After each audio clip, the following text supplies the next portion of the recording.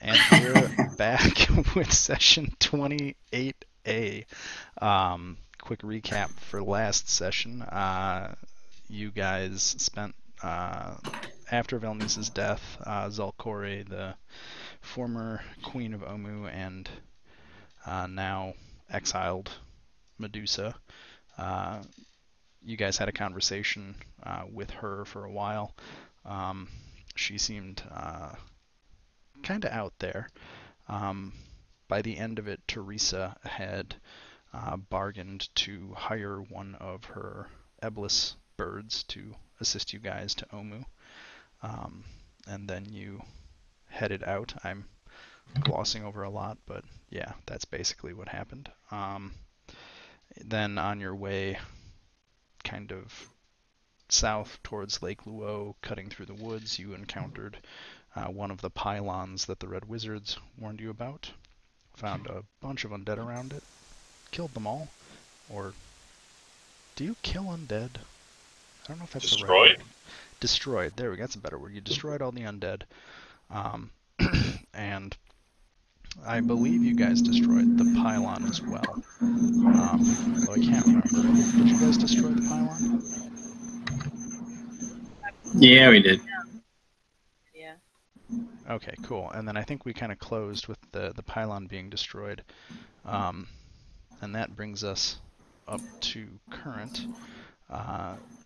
The only wrinkle that may happen is as you guys were engaged in all of this, a armored female tiefling with some native Chultans kind of approached the aftermath of the battle. And so, Yaza, you are up in the top left corner, northwest corner of the screen. The rest of the party is kind of down in the center. And that's where we stand. I think I sent you all the lore, but basically, Yaza, you're on your way to what you believe to be Ras Nsi's former palace, or the last known location of his palace. The details are sketchy, but it's about a day's travel from here, just to give you some context, kind of to the northeast. Okay.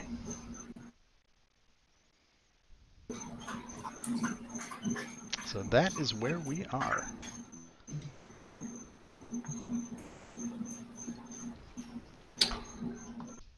So you all see each other across this field of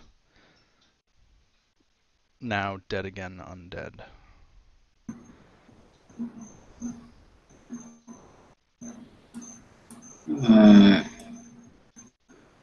Wait, and where was this? You said a tiefling showed up at the end? Yeah, so you guys, most of you are down here having kind of just toppled that pillar, and up in the Yeah. north west corner, kind of coming from the same trail that you guys had come from, is a tiefling in armor. Can I move my party with me too? Yeah, I mean they'll follow you. I have control of them, Okay. but they'll follow you. Yeah. Okay, I just was making sure. Because I'm gonna trying to walk towards. Just walking in here. I don't know why I stopped to go around. It's like, oh, okay, that's a big dead. That's a big dead thing.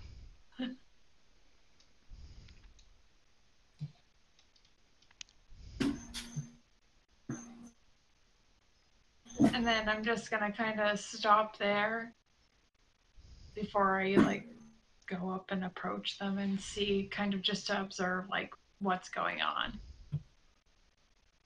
Yeah, from your perspective, so these energy beams that you see on the screen, those are no longer present. The pylon has been two of the little pylons in the main pylon have all been knocked over, basically, and so this whole circle is actually inert. I just didn't feel like making that many versions of the map.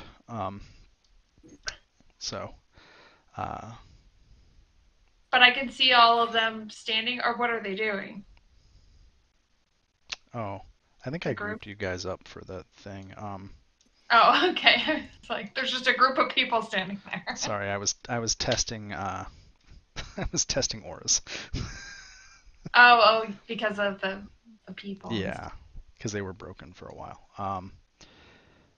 Yeah, so I think you guys one, two, yeah, and Kellic, you're up there. So yeah, you guys had just, I think Sebastian was actually like over here because he had knocked over one of the things, and Teresa, I think you had. And I stepped away. Yeah, everybody kind of stepped back while you guys had toppled the pillars. I think Sebastian was there.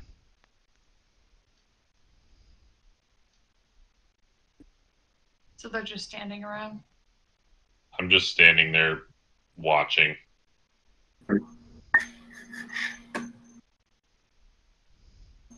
Just waiting to see what happens. Yeah, so I'm just gonna kind of get a little bit closer, and I'm just gonna say, "Hello, how's it going?" Just to see what happens.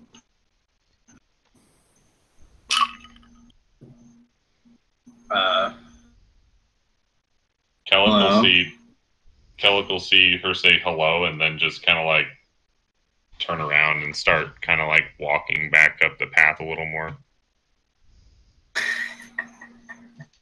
Towards them or away from them? Away. There you go.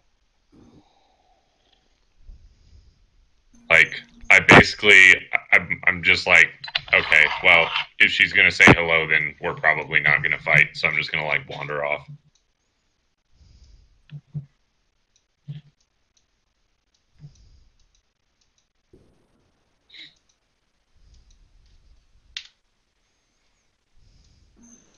I'm gonna move closer, I guess, and then say hello. Who are you? Why are you here? Did you see what we just did? I'm just, Did you see? Did you see? Did you see that? I'm gonna say my name is Yaza, and this is my. These are my guides and my guide and porter, and we're. I'm just out here exploring and wondering what you all are doing here.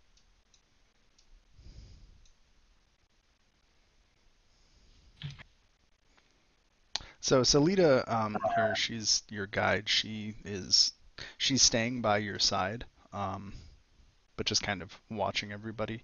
I mean, I'm doing the same thing. I'm like making sure I'm watching everybody, and also kind of just like nice to like have my hand on like my sword, but not doing anything with it, but just in case. But looks like my hands are kind of at my hips. Okay. The two porters definitely move kind of to the edge of the brush away from whatever that pylon is. They definitely seem kind of spooked by it. And all of the undead corpses. The dead undead. The re-dead.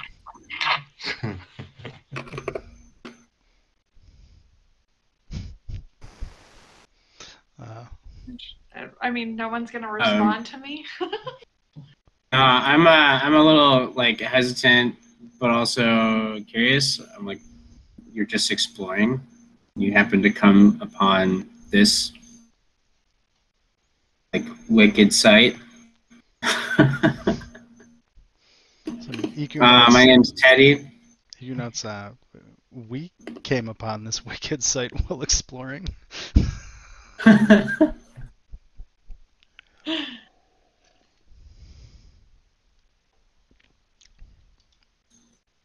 Oh, cool. Why are you exploring? What have you been up to?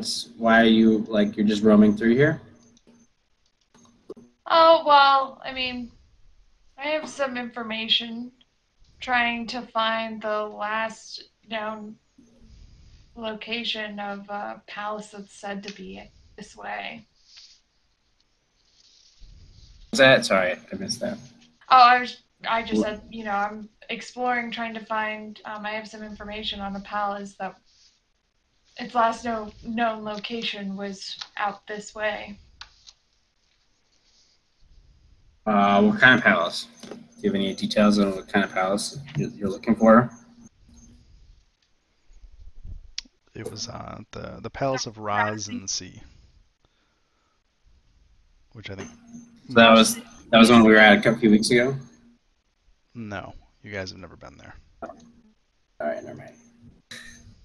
So Ras Nsi is the guy whose blue triangle symbol is on all of the undead and was on this pylon. That's right. Okay.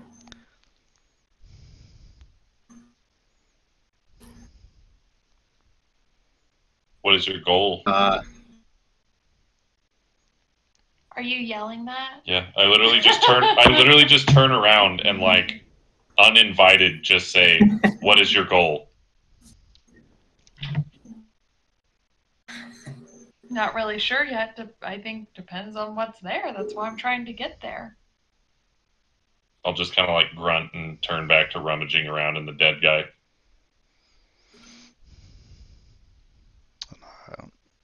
Iku says, if we're headed to Omu, if this really is the Palace of Ras Nsi, there may be some information there for us that may make our trip to Omu faster. I was unaware that he had abandoned his palace.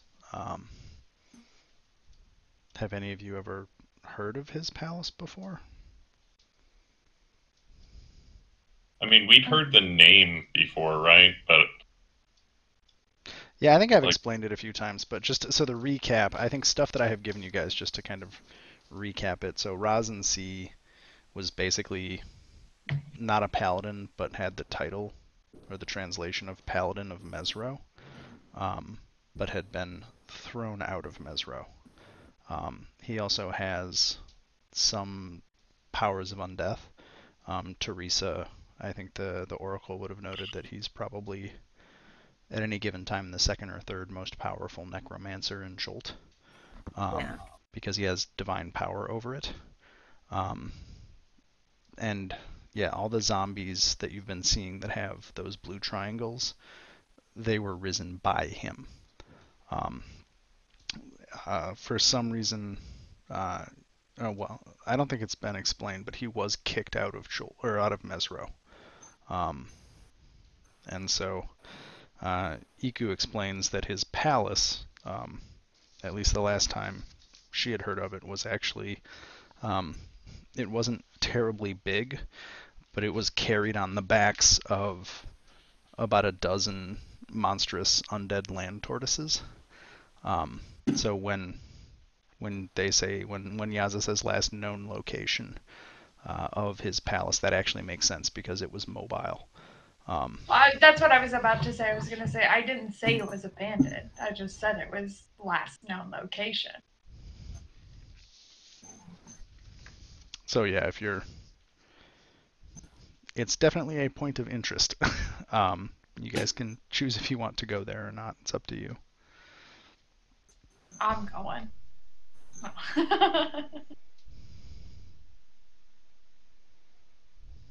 But yeah, I think that's about all I've revealed about Ras Nsi so far. But yeah, all these pylons, they're his.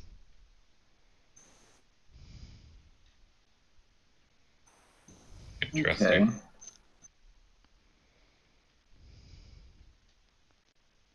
Okay. What was where are we going again? Like, what was before we stopped at this pylon, what was our goal? You were on your way to Omu. That's right, Omu, alright. But no one says that to me, right?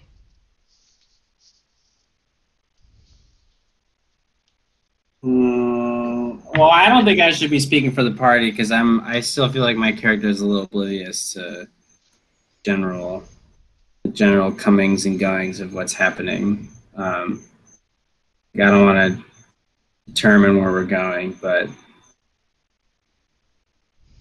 I'm interested in this palace that you're looking for.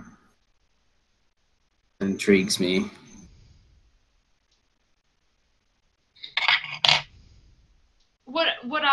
know that like other people are interested in finding Omu? I mean, but you would be very unsurprised by the fact that there are other people, adventurers out in the jungle. Yeah, looking for. Yeah, that's. But I mean, because I mean, so if, even within the I'm party, not. right? Like, I'm not gonna say anything unless they say something about it. Though. But I was just curious, like, if that would be like known to me that like there might be other people also looking for that. By the way, are you sending stoning that? No. I was just wondering. Oh, Teresa. Okay, Teresa was typing. Oh.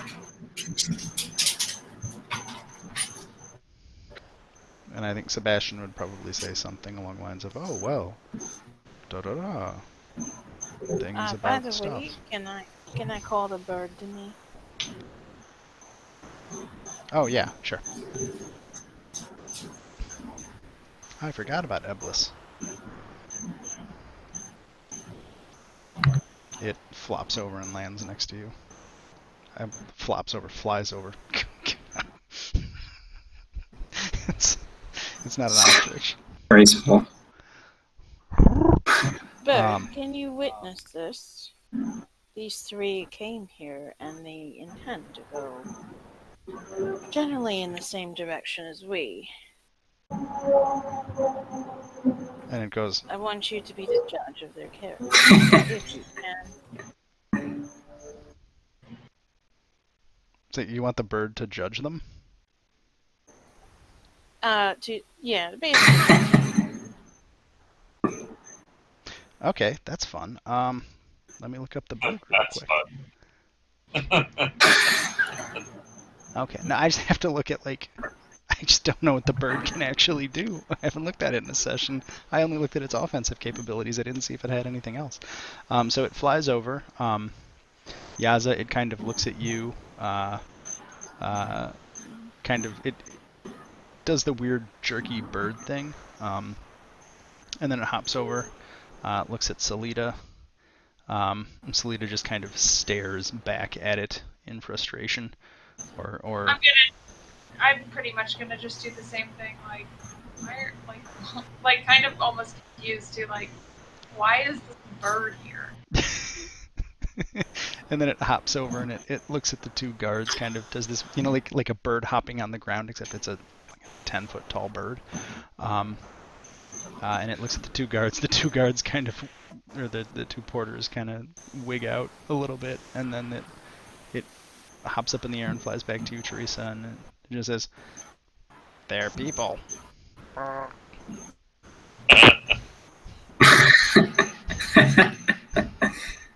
Beautiful. Of course. But are they... Okay, never mind. Just watch them as we go. Okay. Like, Watch them as we go. So are we? Are the they? bird's smart, but are the we? bird is not Sherlock Holmes here. Wait, was Sherlock Holmes deduction or? I don't know. Okay. A lot of insight, you could say. Yeah. Lots of perception, maybe a lot of investigation. If we're really gonna boil it down to mechanics. Maybe a small amount of performance. Yeah. I'll just kind of look over at Yaza and just say, why are you searching for this palace? What does it hold for you?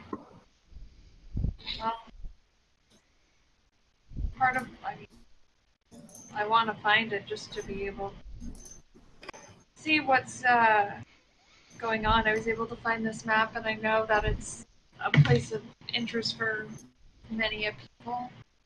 And it's, as far as I understand, pretty mobile and intriguing nonetheless.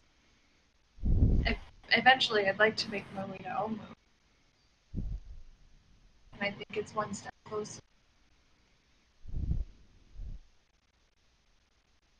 A moving palace intrigues me, and you look like you're probably fairly dangerous in a fight, so I say we bring her along. And Salita just kind of notes, more like we bring you along. We have the map. Can you fly? She says, I don't know, are you going to carry me? I'll kind of look at her, then just kind of like shake my head and laugh as I'm walking away, be like, as if I could. She just kind of smirks at your loss.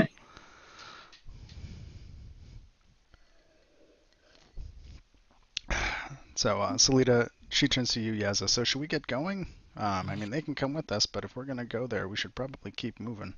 Yeah, let's keep on moving. Of course. Let's keep moving. Cool. So does anybody want to do anything before you head off?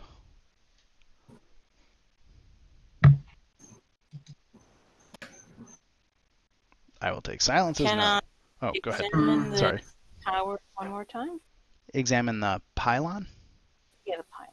So at this point, it's inert. If you look at the pylon, and like the big pylon has fallen over. Hey, I have my notebook this time, so I can show you the picture because I still haven't scanned the goddamn thing. While she's inspecting it, I'd like to take a short rest. Sure. So I don't know. Can you see that on my camera, Teresa? In Discord? Yes. So the pylon itself, the central one, has on each face the maze of Ubtao, that kind of English garden maze looking thing is the best way I can describe it. And above it, on each facing, it has the downward pointing triangle of Ras Nsi. Aside from that, it pretty much at this point just looks to be stone.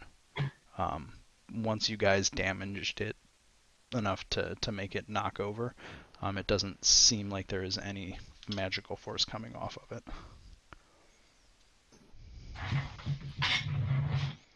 Well then, she turns to the rest of the group. Looks like this won't be in commission for quite some time. So, with that being said, I suppose that our job is done here.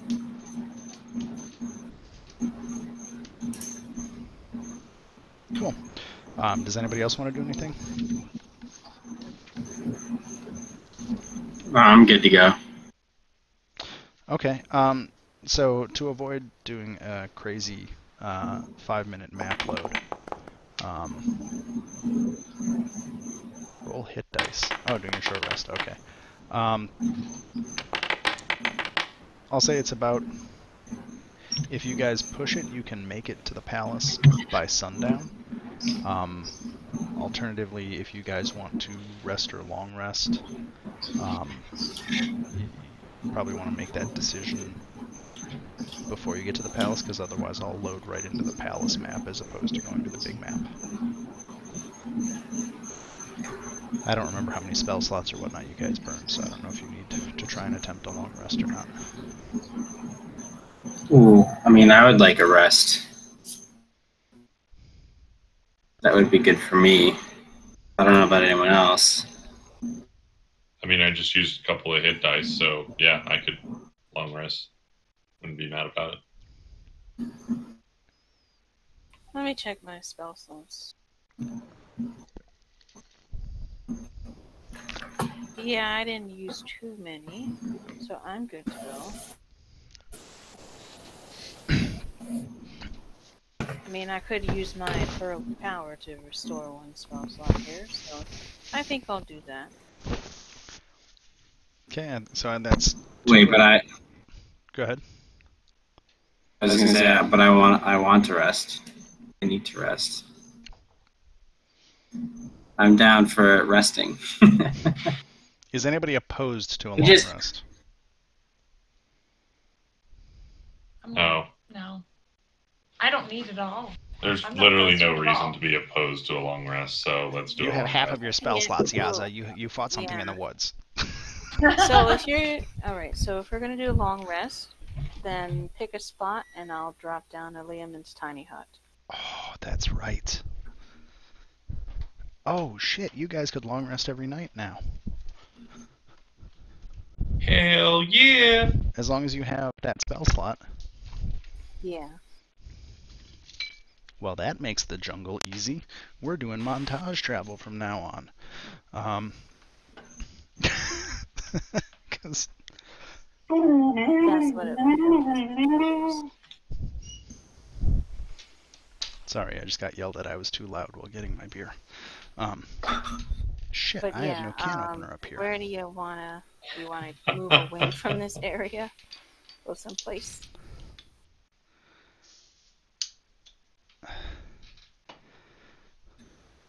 Yeah. So you want to get halfway there and then rest and then approach in the morning? Yes, I see so. See if this works. Oh, Oh God.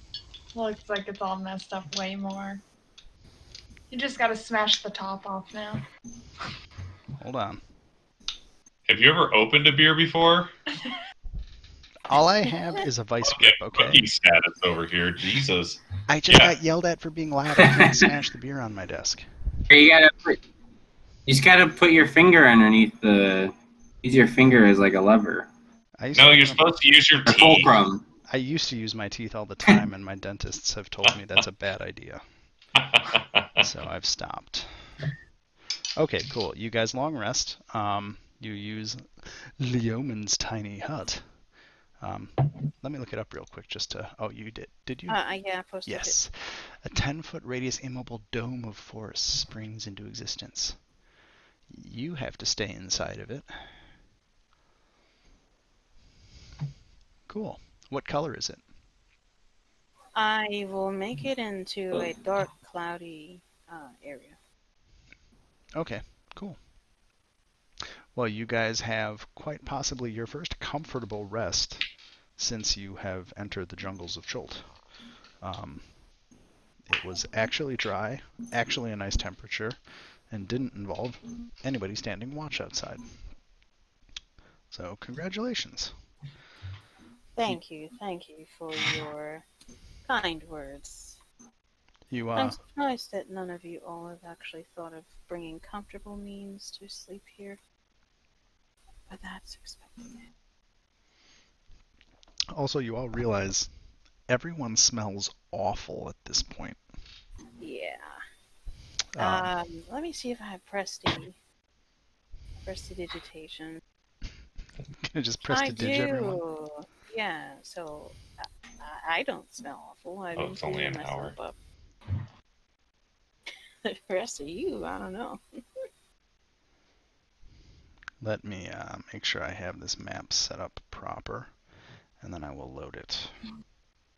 They actually and smell good the compared bird, to where I the came bird from. can just do what it wants until It what? we're ready to go. Sorry. Two people started talking, and then there was something about the bird, and then Alex was saying something. Yeah, and then I Sorry. muted on Mike. I was just saying the bird can do what it wants until we're ready to go. Okay, it does bird stuff. And, Probably goes and hunts to eat. What, Alex? No, it just stands there and bird stares. Your hut looks funny.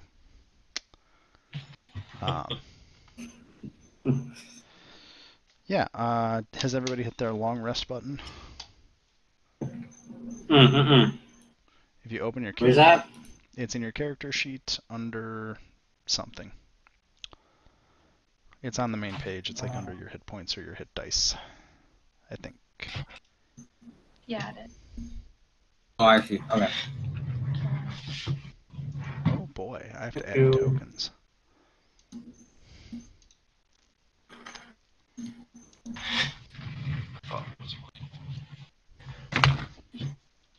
Why is the game paused again? There we go. Well, that didn't Sounds work like at all. because you paused it? I must have hit the space bar. Sorry. I'm gonna move you guys onto a map that is half picture, half half map. Hopefully this one doesn't take terribly long to load in. 2 years later. Did you redo your familiar? Yeah, I resummoned my familiar.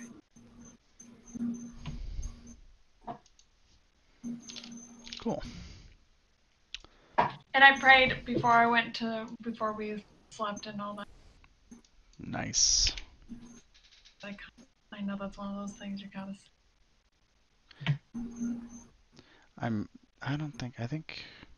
Yeah, I don't know. So you have to pray every day for a certain period of time, like an hour or something. Oh, that's the wrong EQ. Why does it do that?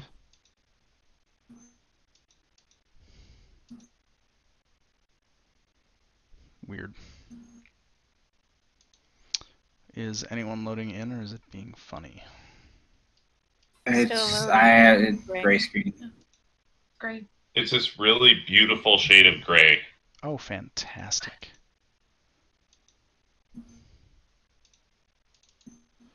The gray is consistent though. It's very well done, Ray. The painting that's good. Well, at least It's we've a lot got of that skill. going for us.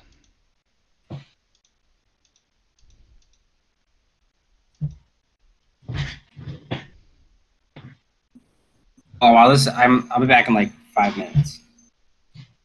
Okay. Oh, How about you? oh, it loaded. JK. LOL. You gonna go outside? Come on.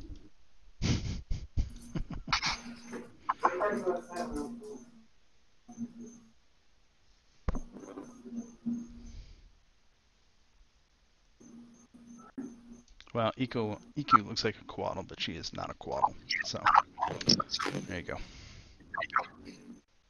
Click. Just click. You okay, Rio? Yeah, I'm just telling Alex to click on this monitor so I can zoom out. Oh, Okay. man. That's all. I think my brother put his headset next to his speaker. Yeah, kind of sounds like it. Every time I talk, I hear myself. Oh, that must be terrible. Thanks.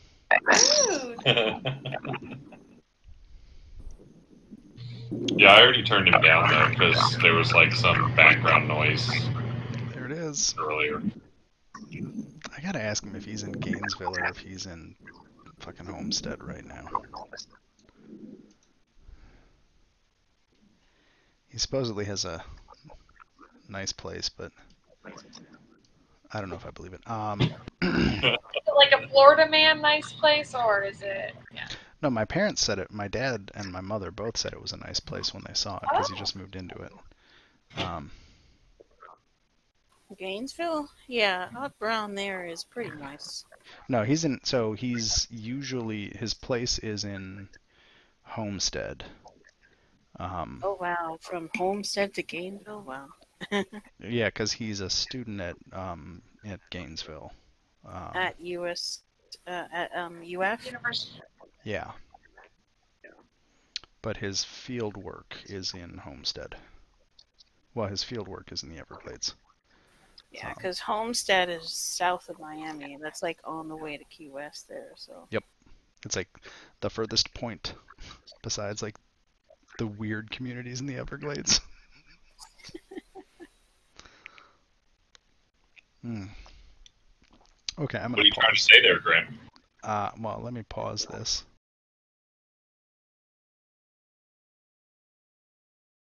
Stuff. Here we go.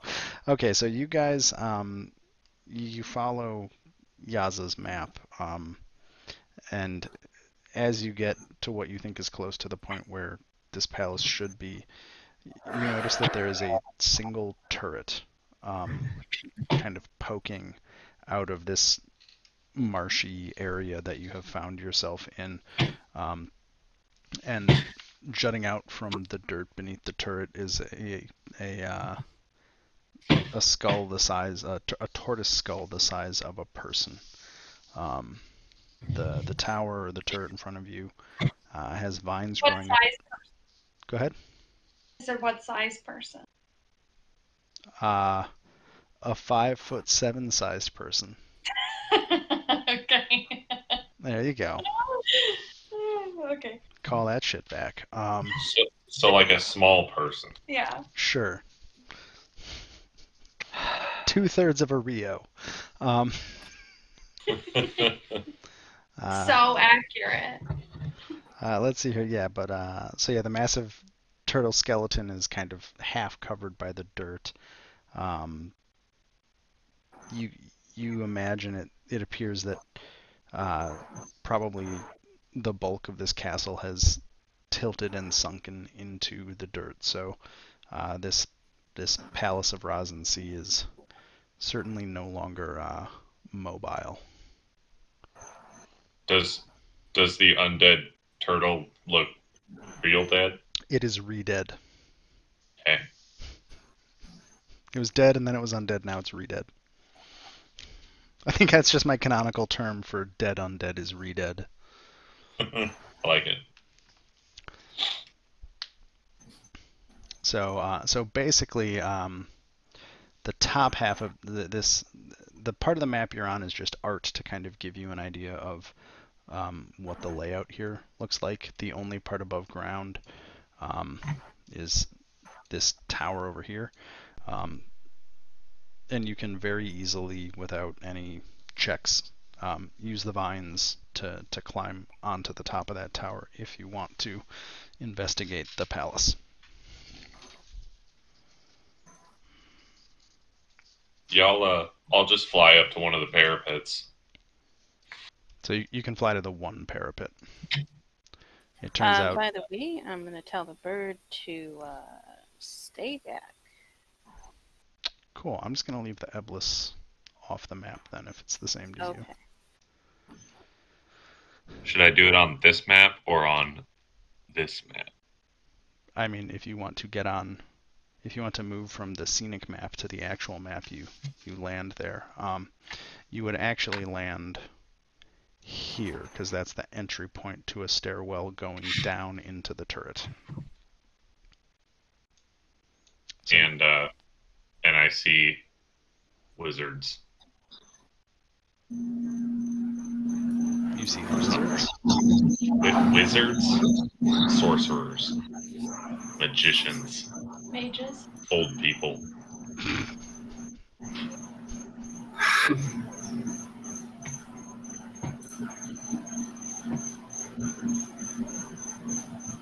Cool. Do they appear to be aggressive? Like, do they turn and look like they're trying to fight? Oh, you're talking about the things in the room? Sorry, that door should not have been open. Haha. Let me do a quick door check. Like I'm a chaperone or some shit. Door check. Let me just close some doors real quick, because I was apparently testing this and forgot to close all the goddamn doors. Pro DMing here, guys. Just on the bright side, now I know where a bunch of doors are because I can see your cursor. Congratulations, it's a palace. There's doors. I hope you screen capped all of that. So what you see in that room look a lot like the zombies that were in Nangalore, the place you just were. They have those same plant bulby things sprouting out of their skulls. Fun. Okay. Do they seem to notice me? They haven't noticed you at this point. I mean, technically you shouldn't be able to see them, but again, pro DMing. Okay. Here, let me fix it. So no metagame. Well, it's not really metagaming when the DM forgets to fucking do it right. He can pretend he doesn't. There you go. Oh, hey, wow, there's nothing here. I guess we should go open that door. There you go, I put walls in. Haha. Ah, shit.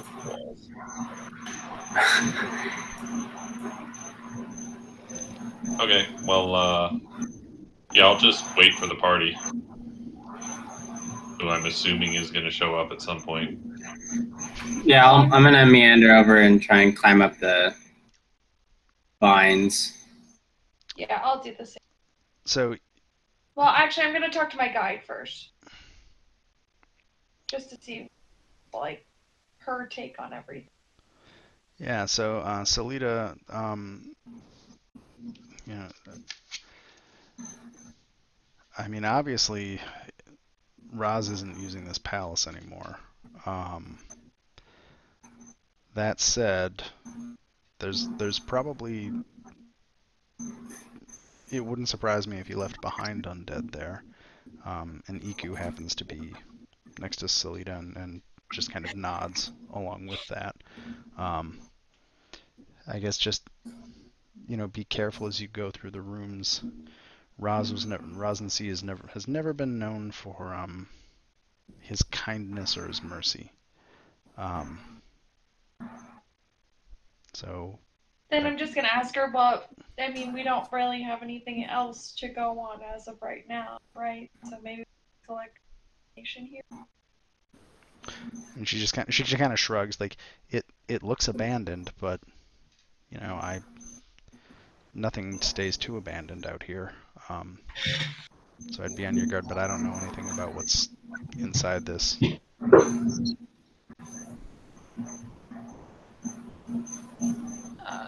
Well, I'm just gonna ask her if she thinks it's worth even going into. Depends on what you're trying to figure out. Have you told her anything about why you are coming to this palace? If anything, really vague, minimal details. She just kind of shrugs, like, I'm paid to be your guide. Like, I don't know why you're looking for this. I'm just here to try and keep you safe along the way to get to where you're going. Yeah, I know. Just I thought maybe you'd have some insight on whether or not it's even worth approaching this, or if we should maybe keep moving along and find clues elsewhere. So Salita, she thinks about this for a minute and says, well, the real question is, if this is abandoned, did Ras Nsi leave anything behind? If he left anything behind, there may be something of value in there, but without going in, we just don't know. And Salita's just kind of guessing at this point. Yeah, and can I tell that she's just like kind of grasping at straws? Yeah, I mean, basically, like, Okay. You hooked up with her in Port Nyanzaru. Up to this point, she's been a pretty capable guide, but like in this case, you don't have any reason to doubt what she's telling you. Like, just you guys found a ruin, and she has no idea what's in it. And I'm assuming you've, like you said, kept the reason that you're doing this kind of close to the vest, so she doesn't have any insight as to what particularly you're looking for. Okay. If that makes sense.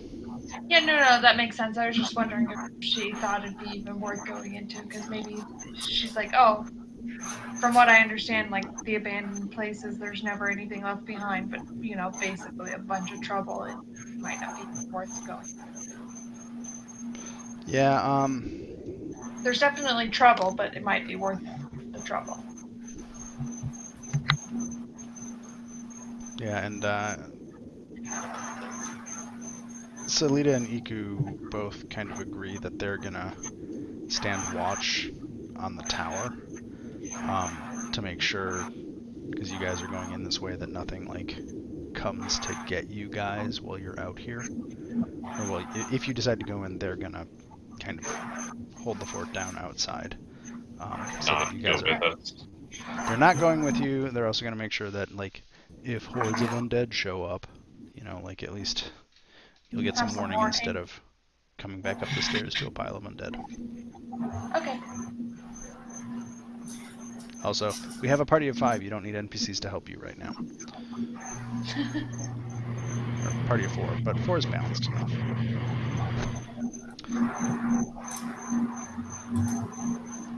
I don't know. We had a player die with a party of 4. I mean, that was really a party of 1 at that point.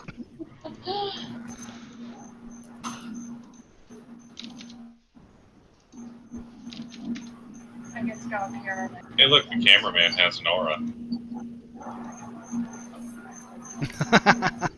That's unfortunate. Well, you're just gonna have to deal with it. Sorry. I have to have some way to have the cameraman actually have visibility on stuff. So, yeah. Do you guys want to, if you want to go in, open the door? I mean, obviously, you know, there's some stuff behind the door. Like, what order would you guys approach this in at this point? Are you all going in? That's another good question. I mean, I would definitely send the cleric first. Oh, hey, does anybody know what class Yaza is? I don't. No. So she's wearing armor and a sword and a shield. I think that's what you guys would know. Do you want to share what you are, Yaza? And has an aura. Yeah, I'm a paladin. So you have a paladin, a cleric, a ranger, and a wizard.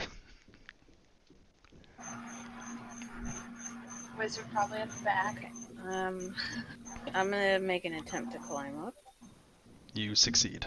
This is not a difficult climb. It may be ungraceful, but it is not difficult. Sending Tressum down in there. I'm trying to get my Tressum back. Oh, there's a wall there. Here, I'm just gonna get back rid of it, because who cares? I think Greg, you and these walls. Huh? You and these walls. I know. Well, last time it was landscape walls. Oh, that's fun. If I hide the cameraman token, his vision goes away. That's really frustrating.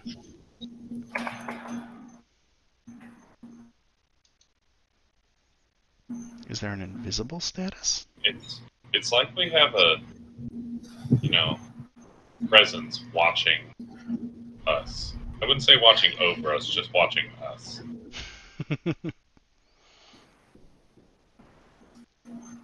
Cool. I'm just gonna move Barry back. There's Barry.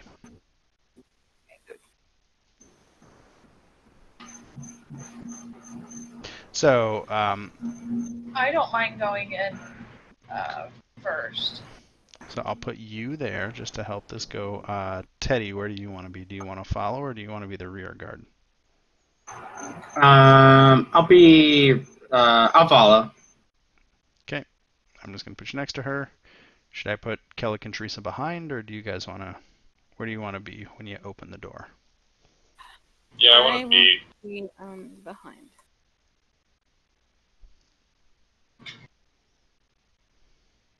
I'll be in the...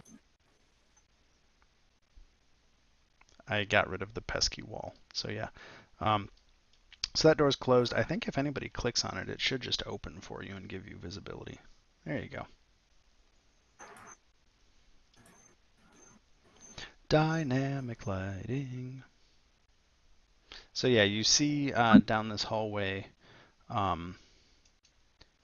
you can see there's a hallway that opens up into a room about 15 to 20 feet in front of you. You actually, I don't know if Yaza, you would recognize these zombies. Kellic, you would definitely recognize them as those plant zombies from Nangalore, or at least the same type, like I said before, with the bulbs coming out of their heads. Okay. I'll point that out to the party that we've seen this type before. Oh, great. Again. Well, as we have discovered, they just run around until you disturb the bulb. So let's locate the bulb first and foremost.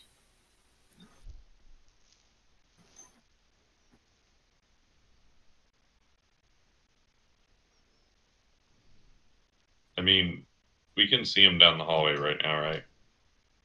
Yeah, you and Yaza certainly can. Kind of just want to shoot him. Apparently my cat can too. I mean, if you want to shoot them, that would be a surprise round if you do it without telling anybody for just you. Or you could tell everybody that you're going to shoot them. And then, I think. Yeah. Instead of shooting them, we probably should locate the bulb, as I said. The last time the zombies we found in the Queen's Garden did not disturb us until I touched the bulb.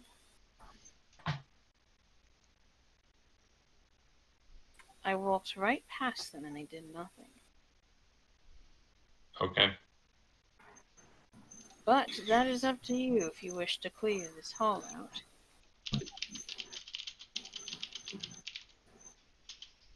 I'll just like kind of look over and bird blink, and then just kind of look at Yaza and gesture down the hallway like, okay, let's go. Okay, I'm prepared to go. Cool. Do we have anybody right now that doesn't have dark vision? I don't. I don't know. I don't know if I do. I don't think furbolgs do, so the answer would be no. Yeah. So the But I thought furbolgs did.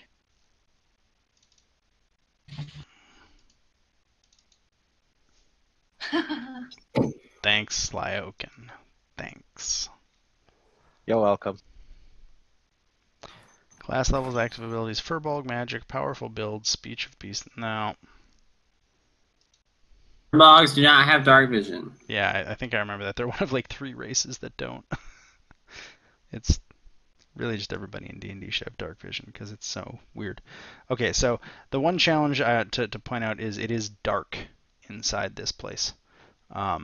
There is no natural light. I would also like to point out that if there's anything using dark vision to see us, they cannot see me. Interesting. Cool. Just to keep that in mind. Okay.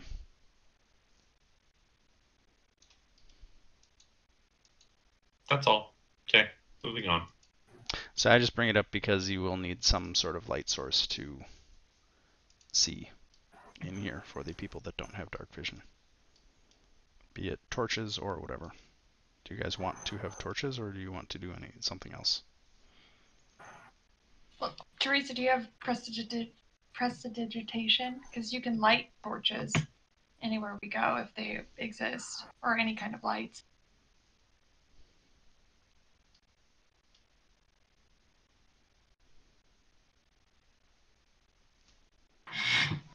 Now that I'm noticing it's this dark, I'm just gonna like kind of stroll my way in.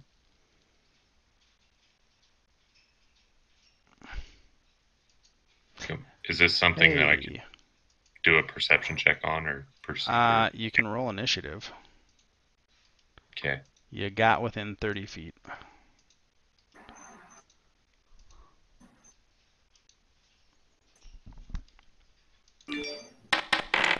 Bam. And I'm just going to add everybody else just to make that happen. I'm going to roll the zombies. If anybody else wants to roll initiative, you can. Otherwise, basically what happens, Kellic, as you walk down the hallway, as you walk, the closest yellow musk zombie here senses you. It has blind sight and begins to move towards you. Okay. When did he start moving towards me? Like right as I came in? It would have been right through the door. Like that. The doorway was actually the threshold of the doorway was actually the limit of his range for perception. Okay. Well, then as soon as he started moving, I would have stopped. So okay. We'll just say I stopped right there. Yaza, do you want to be behind Kellic? I mean, you probably would be, to be honest. Yeah. So I'm just gonna say you are. Let's see. Teresa, do you want me to... Did you roll initiative and it didn't take? Or do I need to roll for you?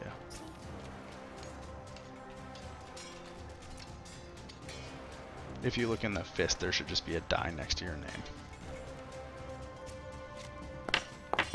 Cool. I roll low as usual.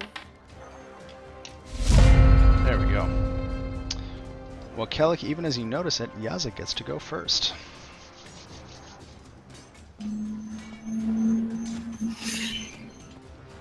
Oh, music.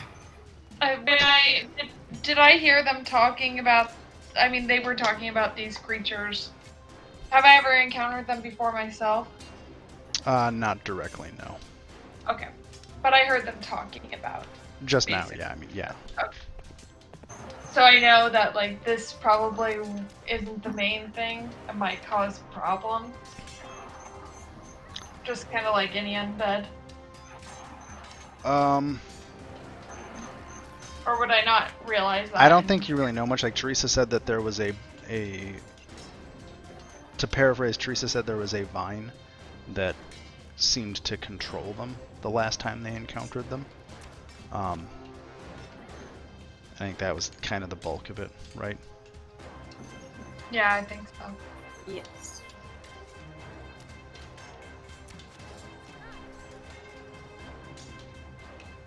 Alright, well then, what I might just do then is kind of like, oh, well, Kellic's right in front of me still, right? Yep. Alright, so, I guess I could do stuff from, like, around him, but, You can walk through them. That's fine. yeah, so I was just gonna go, like, in front of him, and for now, just throw a javelin, like, right in front of him. And yeah, I'll throw a javelin. Cool. Because how far away is that from me? Like 20? Close enough for a javelin. Yeah.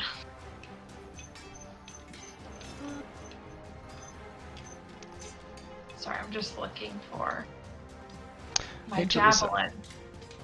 It should be in your Yeah. inventory. Oh, inventory, okay. Oh, maybe I gave you daggers. Oh no, you have one? Cool. No.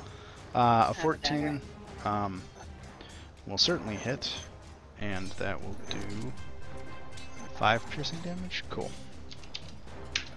You definitely Alright. hit it. I think I get, yeah, I have an extra attack. What the hell? So, I mean, it looks fine after that, right? Yeah, like the javelin is sticking out of it at this point. Yeah, I'm just gonna throw another javelin for now just to see. Because I'm not really sure what these things are, but I know people are talking about them, and I'm like, oh, okay. Before I go in there, guns a-blazing by myself. That'll hit for another 8 damage. And, yeah, that'll be my turn. Cool. So the closest one has 2 javelins sticking out of it. Which one is this one? So you get that many feet.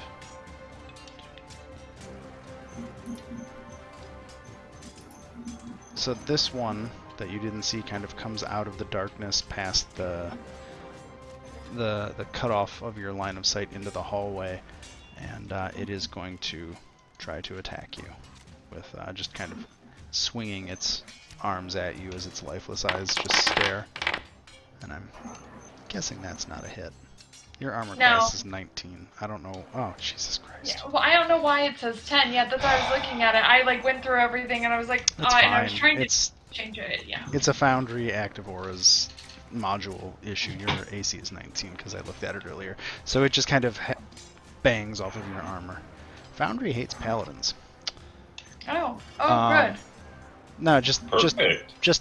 Foundry hates paladin AC for some reason. It is Teresa's turn. Okay, so yeah, I'm gonna use my spell sniper. Spell sniper just as a DM question. It ignores cover, but can I use it to get around these 3? to hit Sure. the target. I mean, shooting into melee is effectively cover, so let's go with it. That's the whole reason to take it, right? Yeah, definitely. I don't want to punish taking a feat because 5e has stupid rules. No, yeah. Go for so it. what I'm going to do is I'm going to...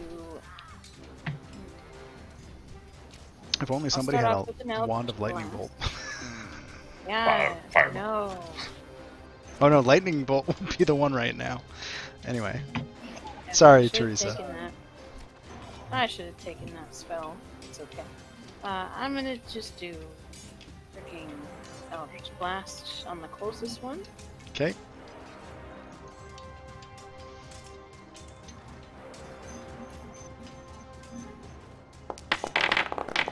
That's the That- first one. Yep. That'll hit. Does it? No, this one doesn't force it. Okay. And then that's the second. That will also hit. Whoa, sorry, that was... What just happened? Oh, I know what happened. 6 damage. Ba-bam. Cool. You've put some damage on it, but it's still... Kellic, it is your turn. Ooh, he gonna have a real bad day now. Hunter's mark. You don't have sharpshooter, do you? No, So you will be at a -2. that's fine. But let's see how this goes. Yep, there you go. Plus, there you go. So the first shot definitely bloodies this guy. Oh, what's the 1? The 1 is Hunter's mark. The 6 is my first attack bonus. Okay, so let me do 1 more damage. Okay, cool. Second attack is gonna hit. Plus, Oh, damn. Bullshit. okay, and your third attack. Oh, look at you. Well, it's a 1, so you miss. You have a +8? God damn, man. Unfortunately, I literally should not be able to miss, but well, you always miss on a 1. Yeah. That arrow just kind of somehow bounces off of a rotting piece of bone and just thunk, bounces off it and flies off into the distance, into the murky darkness in front of you. Cool, you had end turn. This zombie is going to move forward because they're zombies. They're super smart. Teddy, it is your turn. Okay, I'm gonna do emboldening bonds. So I guess I'll do Yaza, Mr. Eagleman, and Teresa. Throw the 3 of you under my emboldening bond if you want it. So that's you can and then I'm add gonna- a D4 to an attack roll, ability check, or saving throw. Once per turn.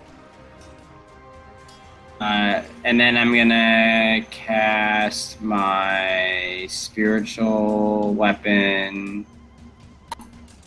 Roll the dice. Normal. Would you like to describe what your spiritual weapon looks like?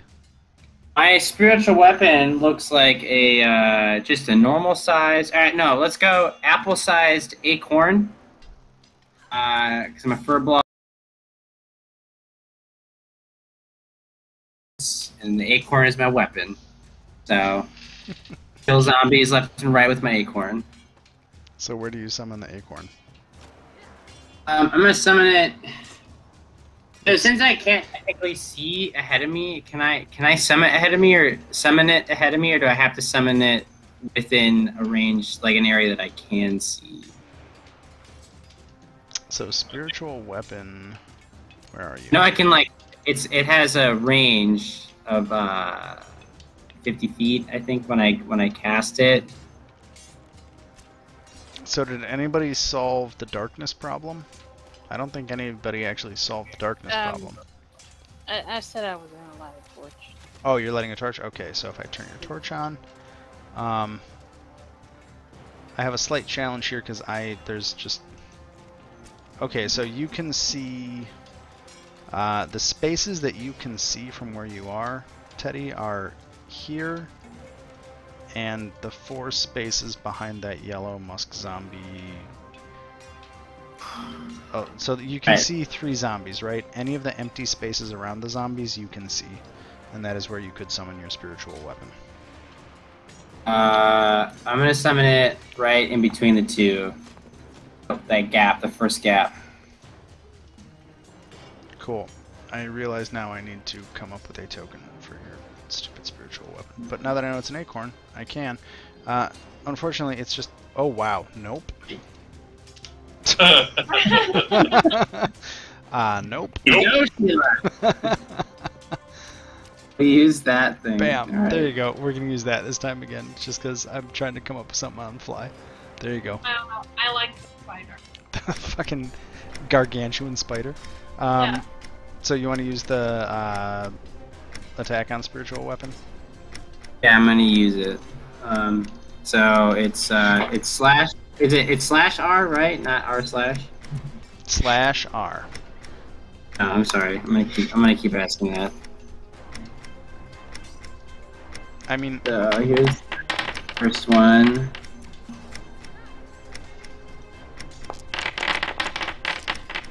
did that work for me? Nope. Okay, so the 16 hits for 8 damage. Which one of those 2 zombies are you hitting? The one closest. It's the one on the right. Okay. So that does 8 damage to the one on the right.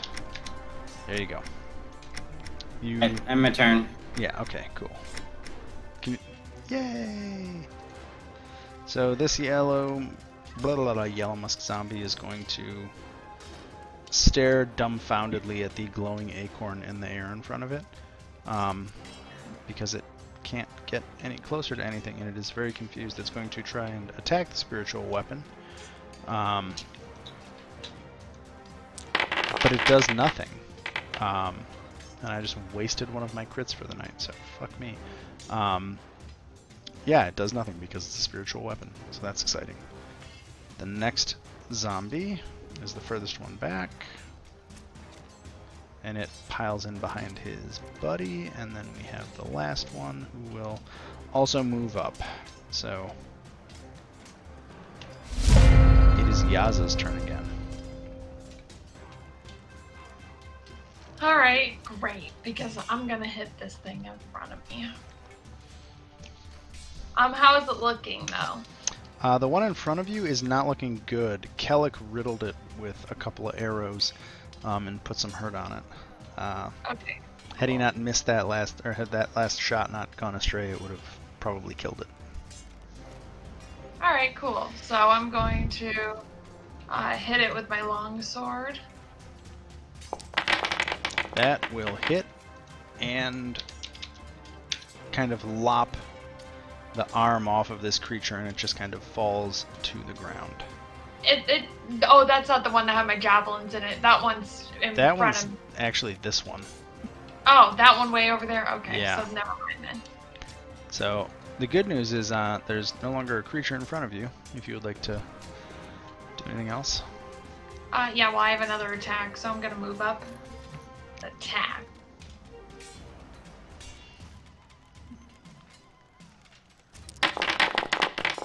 Wow, okay.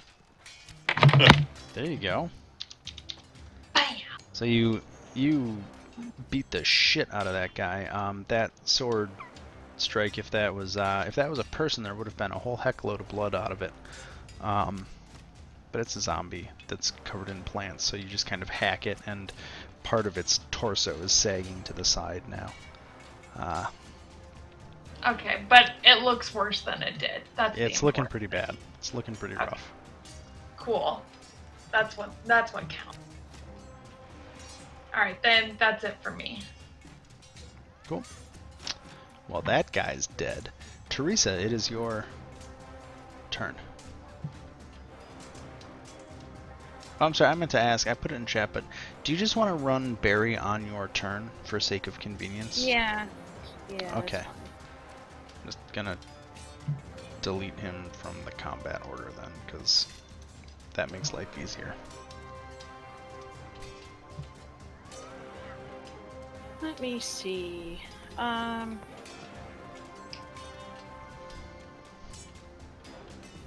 They're dead, so much within the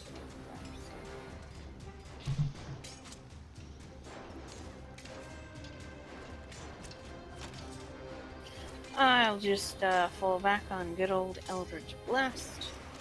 On the next one up to the plate, swing bada bada. Teresa's trying to go Does that for split me? MVP on killing blows, huh? Does a 14 hit? Oh, totally. They have an AC of 9. Oh, boy. And there Okay. you go. Yeah. You kind of disintegrate this one.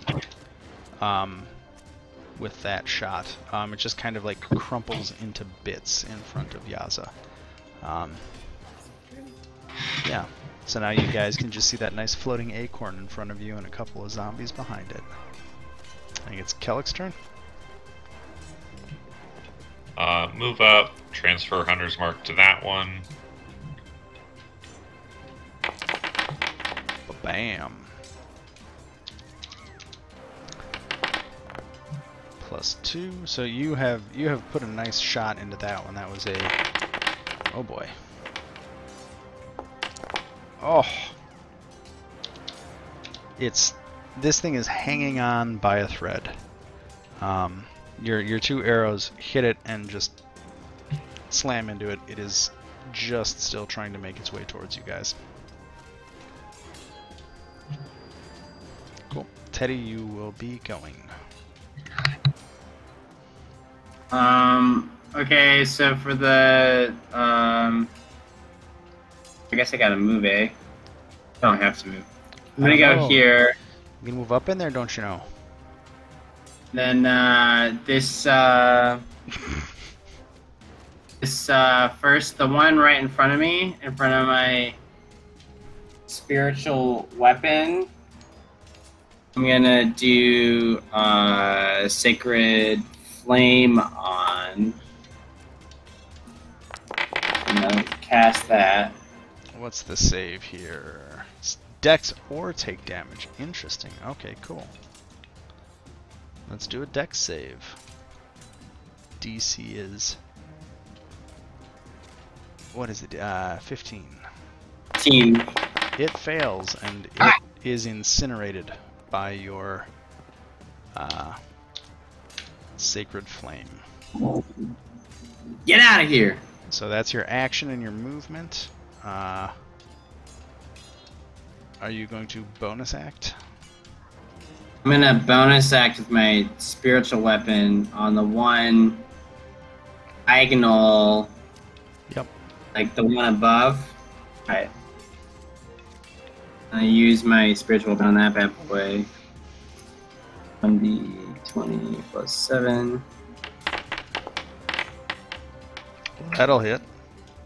Okay, and then.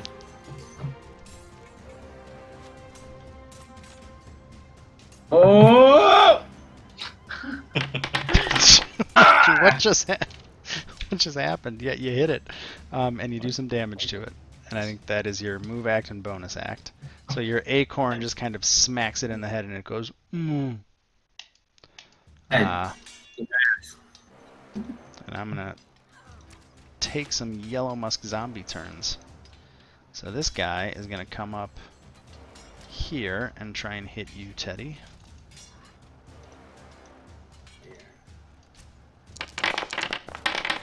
How's an 11 sound? Nope. So again, Yeah, you just kind of- Missed. Boom. Spiritual weapons. It's like my acorn. We're really tanky at this point once we have the full party on. I have to look up spiritual weapon. Does it take up... Does spiritual... floating spectral weapon. I think I'm going to say they can... Sorry, I have to rule check something real quick because I didn't think about it before. If you can attack the spiritual weapon. No, can a monster share the space of a spiritual weapon? Oh.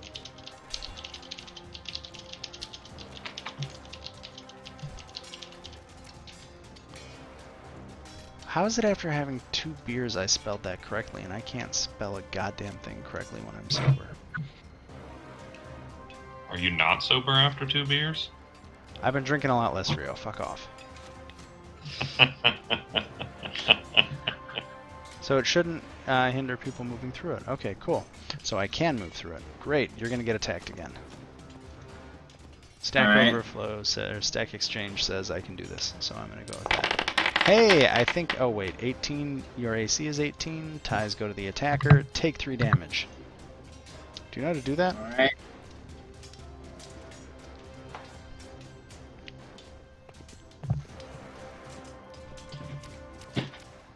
You got it? Or no? Wait, sorry, what? You take 3 damage. Oh, I thought it automatically like... You okay. take 3 damage. No, you have to apply it. I have not tried to set up macros for that shit because I feel like that's more trouble than it's worth. Okay, I got it. Both of those. Yaza, it is your turn. Okay, so there's not like a space I can go into. I have to hit from here, right? So, And my javelins are still somewhere over here in one of these. so they're in... Your javelins are in this guy. Okay. That's why I left them on the map for you. Yeah, perfect, thanks. If you want to get into the space where that suit of armor is, so you can't quite see it. From where you're at, you can kind of see around the corner there's a suit of armor in front of that zombie. You would have to try and knock that suit of armor over. So I would say that would probably be an athletics check. If you want to try and do that, you can do that as probably your move and your bonus action. And then you would have an action to try and attack. Well, that sounds super worth, so I'm gonna do that. Athletics, you said? Yeah, athletics. Oh, okay, I'm gonna pray that this works out okay. You succeed. So you, as you kind of shoulder past Teddy, you see that suit of armor and you just lower your shoulder and bam, it falls over with a tremendous clatter. But you are in this space now, and I'm moving you there just in case its walls are not letting you. Yeah, that's exactly what was happening. Yeah. Oh, how did you know? How did I know? It's almost like walls in this are a fucking annoyance, but still important. So yeah, now you have kind of a clear ability to attack both Smash of the... it? Yeah. Okay, because that's what I'm gonna do. The one right in front of me. Okay. Well, I mean, I guess I could reach the one... You can hit either of them. It's up to you. Yeah. Well, I mean, because I don't think I have enough movement to get around and flank with Teddy, do I? I'll say between the athletics maneuver, no. You're kind of like Okay. squeezing through here and smashing that was enough. Yeah, okay. I just wanted to make sure. I kind of thought that was going to be the case. Alright, anyways, well, I'm going to hit with my long sword. I hope that's what I hit with. Oh, you just... In between, the armor kind of messes up your rhythm. Like as you smash through that armor, your balance is just quietly off, and you swing and miss against this guy. You want to roll the second attack? Yep. On it. That will hit. And you score a pretty good hit. This guy's starting to look... Yeah, he would be bloodied if he had blood. I'll take what he has. For what it's worth, when I say bloodied, that's a 4th edition term. That means they're at 50% hit points. So if I ever say an enemy's bloodied, that means you've dropped them to half health. Okay, cool. I'm happy then. Teresa, it is your turn. Okay.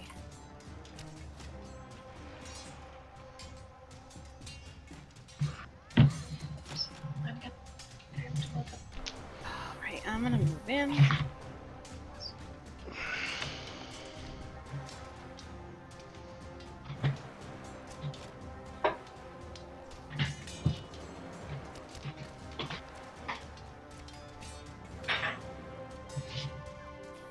And I'm going to do...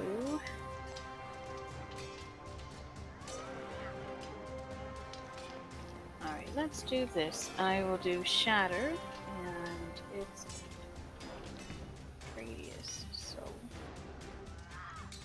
How far can I do it without hitting everybody?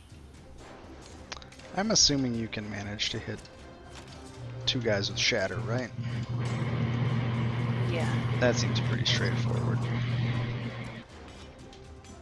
It's a 10-foot radius sphere, so yeah, that's no problem. You can drop it kind of behind the ship. DC 15 Constitution. Oh, hey! Look at that. First, the top zombie fails. Bottom zombie. Also, wow, the one save you guys are good at, and you just fuck it up. So the top one takes 11 damage, right? Yep. He's almost dead. Not quite, but almost dead.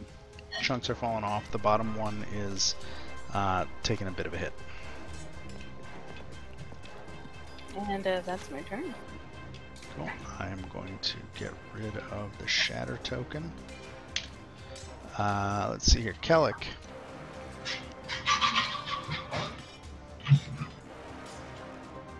Okay. So there's 2 left. I think this is this still the one that I Hunter's marked? I think so. Oh. Is it? He's still alive? Jesus. Or we could call it a bonus action and... Oh, no, I think... I don't know. I don't think so. It doesn't matter. I'm just gonna bonus action put it on him. Cool. If it isn't, and then if it is the same one, then I don't have to. So boom, done. He has Hunter's mark. Okay. So 7, that'll hit. Plus 2 is 9.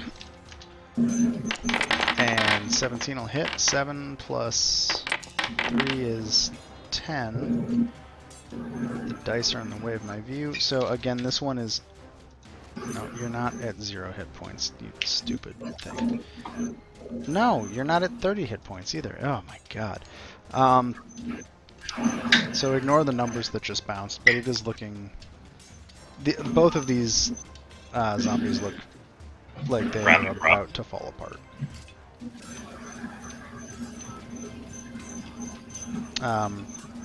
I don't think you can really move. Do you want to do anything else? I already ended my turn. Oh, sorry. Teddy. I'm gonna move up here.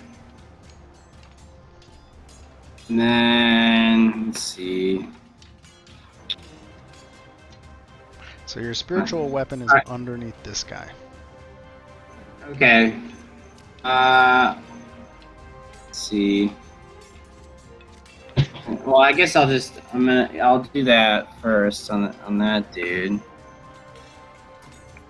D20 plus 7. I'm pretty sure 22 hits. Yep. What's your minimum damage? My minimum? Yeah. It's a 1d8 plus 4, so I guess You killed 5. it. Alright. You did at least 5 damage to it, so you killed it. Cause yeah. Woo! The acorn goes straight through the skull. So there's a movement in your bonus act. What is your act?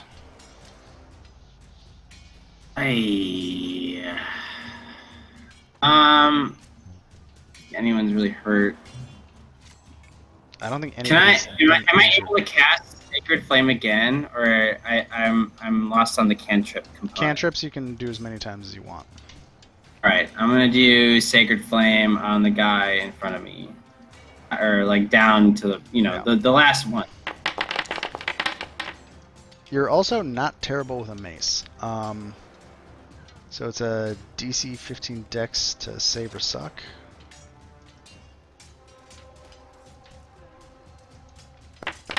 Hey, he saves.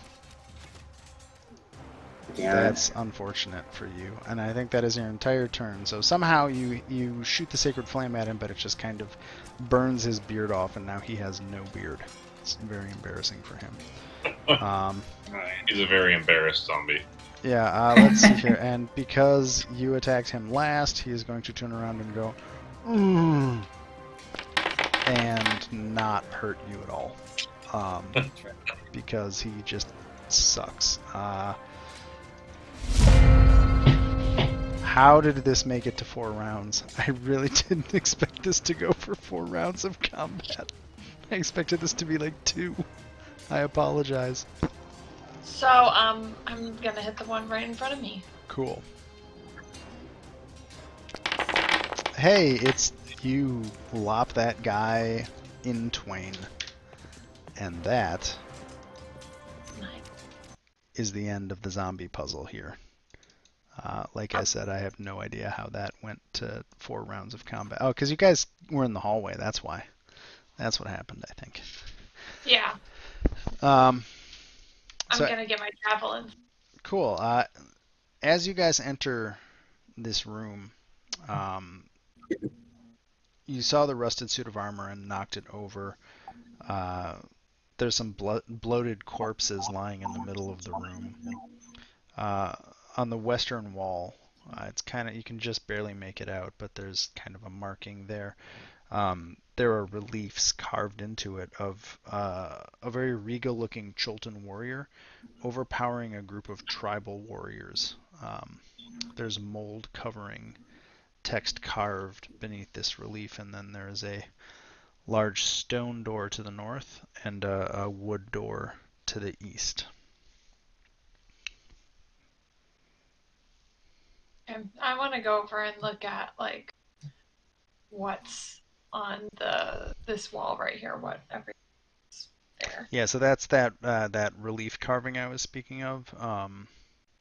The text underneath it is covered in mold right now. Can I wipe off the mold? Sure. Okay. That's what I'll do. What languages does Yaza know? I think it's infernal, common. So does anyone here know? Oh wait, no, it's in common. Shocking! Somebody wrote this to actually have common. Amazing. Sorry, I'm so used to stuff in this module saying Chultan or Old Omuan. And I'm like, who the fuck knows those languages? So what it says in common of all things is the purge of the Eshowe tribe for the glory of Mesro.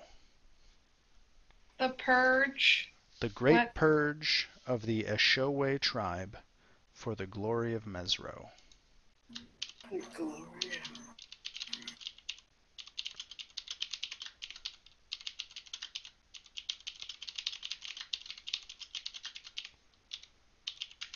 I just put it in chat too.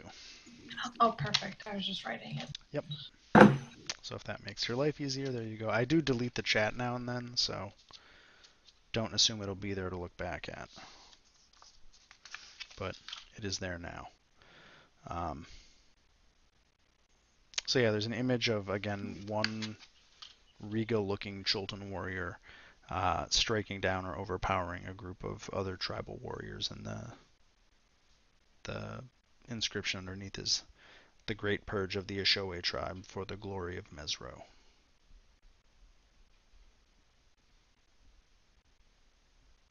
Does that mean anything to me? Like, can I roll history or something? You could roll history. It will be a pretty high DC, just because I think the only Chultan we have here is an amnesiac, so yeah. Nope. Not even close. I know less than I knew before. Yeah, I don't.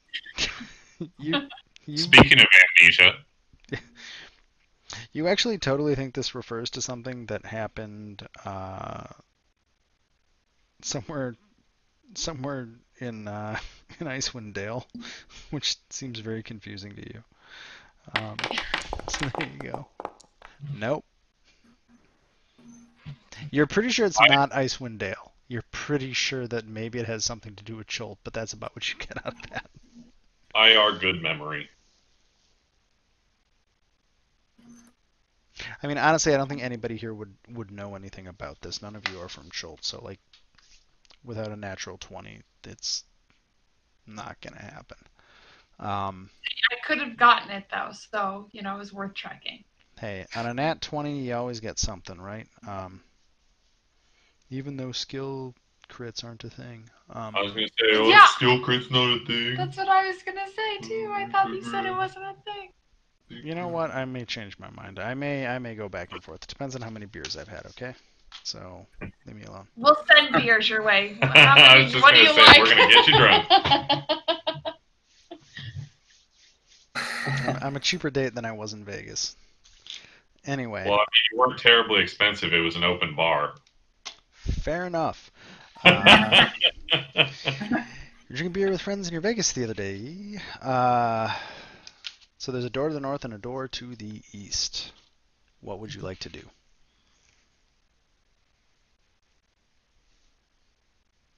And the rusty suit of armor was next to the one to the east. Yes. Is there anything on the walls like over here? The rest of this room is pretty bare. It looks okay. like it was probably an entry or guard room of some sort.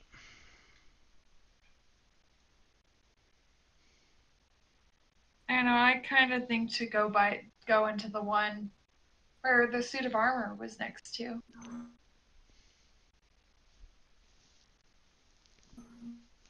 Yes. It I'm looks down like with it's going. So guarding to the something. east. Yeah. Do it. Do it. Hold on, let me see something real fast. If you click on the door icon, it will open the door. Oh. Oh. Oh, Calic, no, there's no secret doors. Oh my Good try, though. God. Okay, now I can go in. All right. Do I see anything? Yeah, so as you open the door, to this room, old armaments are neatly stored along the walls of this room on decaying wooden racks. Among them are many short, broad-bladed, spear-like weapons. They're actually called ikulwas, but they're for lack of, I mean, well, this isn't. They're Zulu spears, right? They're like very long-bladed, very short, shafted. Zulu tribe style spears. That's what an Iklawa is. So you see there's 2 racks full of those. There's several decorated shields hung on the walls, but they're in various states of disrepair. The red kind of table-looking thing you can see is a stone and glass display case holding a similar weapon to those along the walls, but this one appears to be crafted with decorations and more precision. That's this over here. Yeah. Okay. So are any of the symbols like what we saw at the pylon? I mean, there's no obvious symbols of Ras Nsi in here, but this is supposedly his former palace or current. This place was supposedly his at some point. Okay. So I want to take a closer look at that very decorative spear. So are you perceiving or investigating the case? I would say investigating.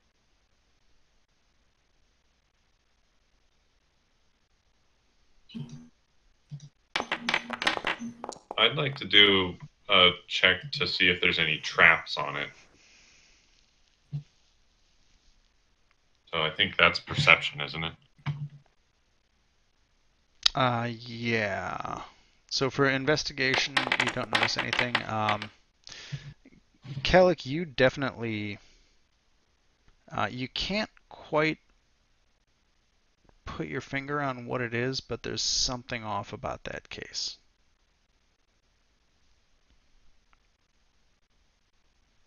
So much for crit spell checks. There's a reason I'm saying what I'm saying. I am being generous with what I just said. Okay. All right. So we should shake it. I want to shoot it with an arrow. Okay. If he's preparing his longbow, I'm gonna be like over here in the corner.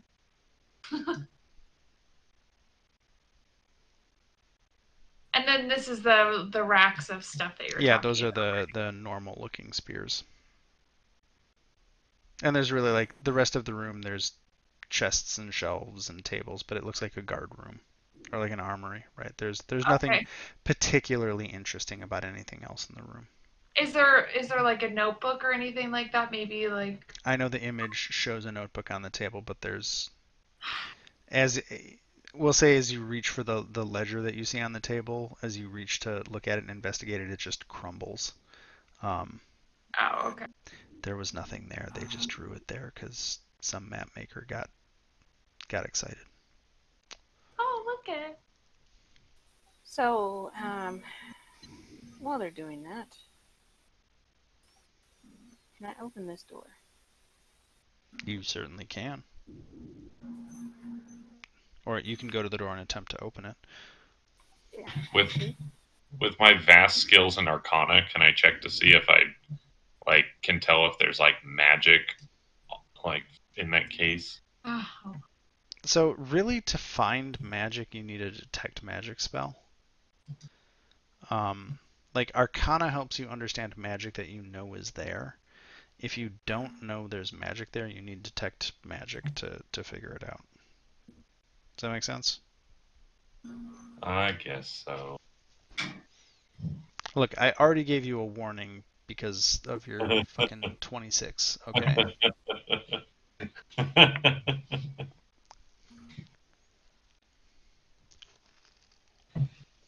Well, I guess I'll just tell everyone that there's something wrong with that. You kind of tell them I feel that there's something inherently wrong with that. Is it the case or the item that I'm sensing it from? Or can I tell? You don't really know. Just that general. You have this foreboding feeling about it. Is basically like something is off. You don't know what, but I feel like a crit 26 is worth something. So basically, what you're saying is if Arm was here, he would immediately pick it up. Oh, totally. He'd smash the case open, pick it up, and who gives a fuck? And he would copy 3 different accents that I did during the course of the session. So I'm going to cast magic. You have detect magic? Yes. Hey, there's a glyph of warding on that case. Yeah, don't touch it.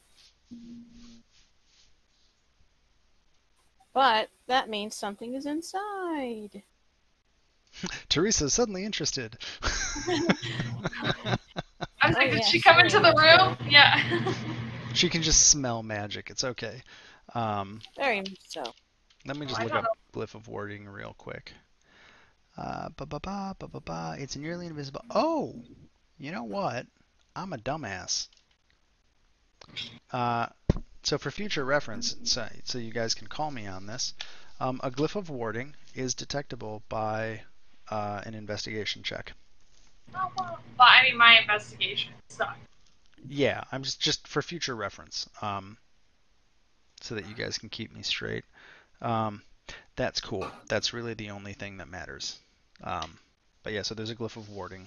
I'm just gonna say that because I don't care. We could.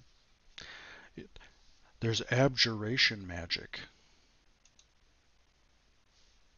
No, that is a glyph of warding. Okay.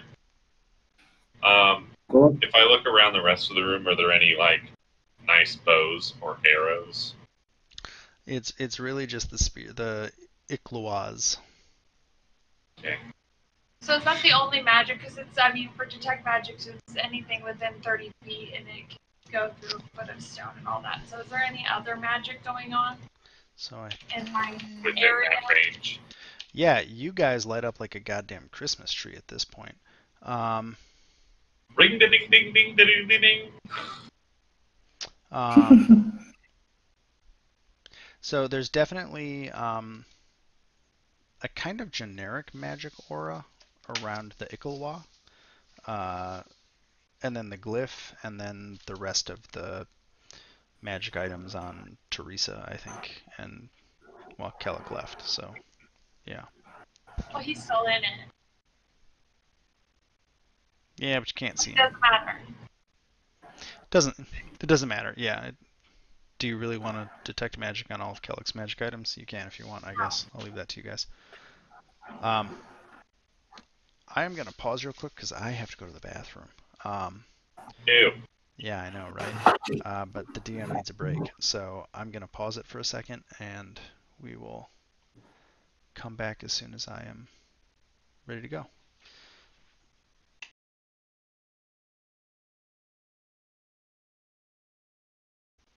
Hey. Did you guys decide how you want to approach the case? Probably just smash it. We could all come out of the room and then I could shoot it. Which, funny enough, is exactly what what I was initially going to do.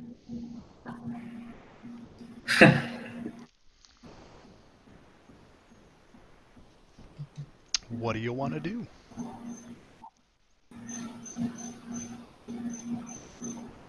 Anyone else got a better idea than smashing the fuck out of it?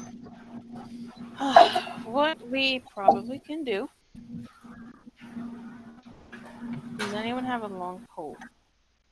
I have a javelin. So we can probably try and pry it open from the side.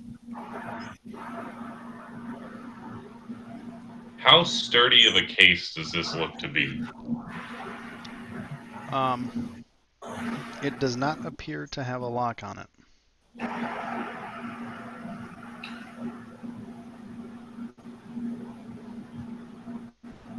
And it's a glass case?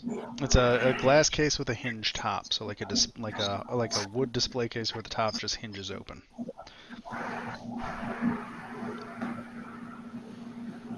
So nothing fancy like you probably have at your shop.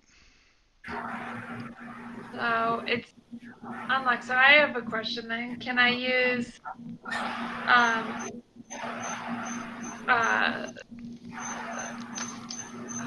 do you say the thaumaturgy? Thaumaturgy. Yeah. So thaumaturgy won't open it. Okay. And I don't think Mage Hand could even open it. Too heavy? Yeah, because I think Mage Hand is limited to 10 or 15 pounds. Yeah, I was just wondering about this because you cause an unlocked door or window to fly open or slam shut, so I was thinking about using it to open the case. Screw it, yeah, if it says door, this is lighter than a door, so sure, if you want to use thaumaturgy on it, you could use thaumaturgy on it. Alright, well, I'm gonna, get out of the room? Yeah, I was gonna get over here, because it's within 30 feet. So I think that well, I don't know, can I be on... Who's right there? You just close the door. Oh, oops. I was trying to measure. I think it's within 30 feet, yeah. Hey, Teddy. Yeah? Are you going to move out of the way? Otherwise known as get out of the way. Yeah, sorry. Teresa, are you going to stay in the room? I'll just move until then once back, everybody moves. Yeah. Okay.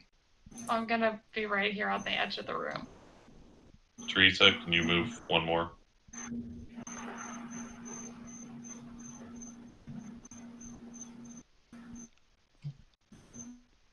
Perfect, thanks. So then, yeah, I'm gonna cast thaumaturgy. Okay, so as your thaumaturgical impulse begins to lift the lid on it, the glyph of warning crackles with magical energy, and a spray of acid is released into the room. You're the only one in line of sight, so I need you to make a dexterity save. Yaza. Yeah, I'm working on it. Working on it. No, I know. I was just making sure because I do have fire resistance. So I was just checking. Saving throw or ability? What did you say? It's a Saving saving throw. So dexterity saving throw. And the DC was 15, so you fail. Cool. So you take Rip. some acid damage. Let me roll it for it. So you take 14 acid damage. Dude. Nice knowing you, 14. Yaza. No, I'm just. I was like, what's going on? Hey, that's incredible for a 5d8, I just might point out. You got extremely lucky. Yeah, That's Yeah, 3 ones. I saw all the dice come out, and I was like, "Nice knowing you." I'm just glad you all actually moved out of the room because that could have been bad. So yeah, you take. Oh, did I not? Haha. Let's change that to hit points, and let's change that to AC. Because I almost set you up correctly. Well, the AC is wrong anyway, so who cares? Update token. Cool. There. And let me... Oh, well, I'll fix it. No, damn it. What? What just happened? No, you don't have 10 hit points. You have... let me do anything. Yeah, it won't let her change it.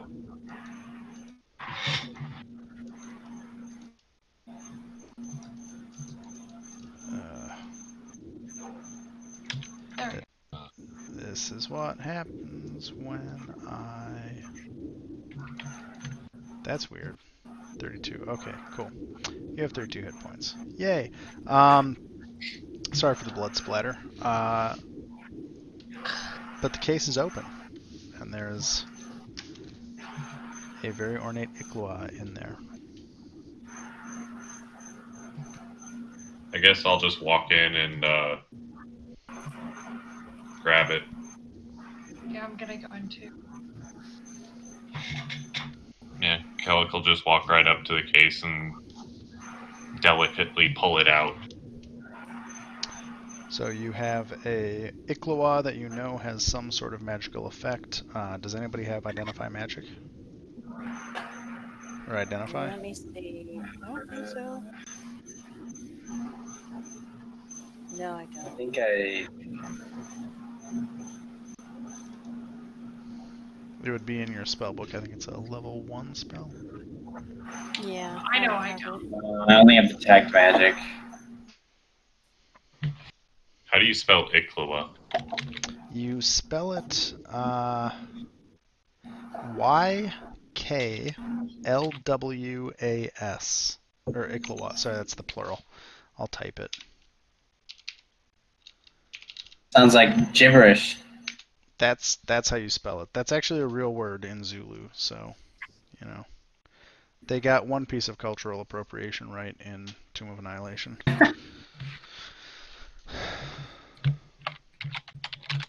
Sorry, I went down a rabbit hole about Tomb of Annihilation with some people the other day.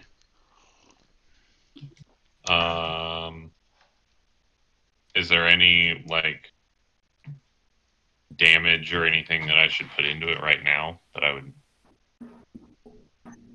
Do you have to? The stats for it? You have to attune to it, don't you?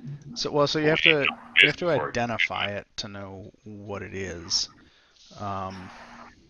Okay, so I'll just have it in my inventory then for now. Yeah, I believe an Ikloa is a 1d8 damage. I think it qualifies as an exotic weapon. I'll look it up in between. It also has the ability to be thrown with a range of 10/30. So it's kind of a spear, but it's really meant to be a short sword. But you could throw it if you wanted to. So it's kind of a weird hybrid weapon. Okay.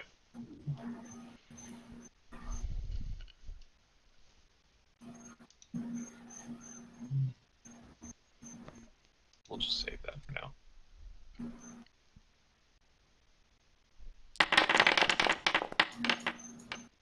It didn't save. Hold on. You did 1d20 plus 1d8 plus 1. That's not quite right.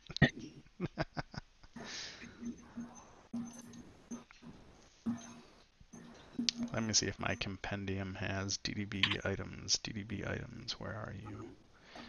That's the SRD. I don't want the SRD. DDB.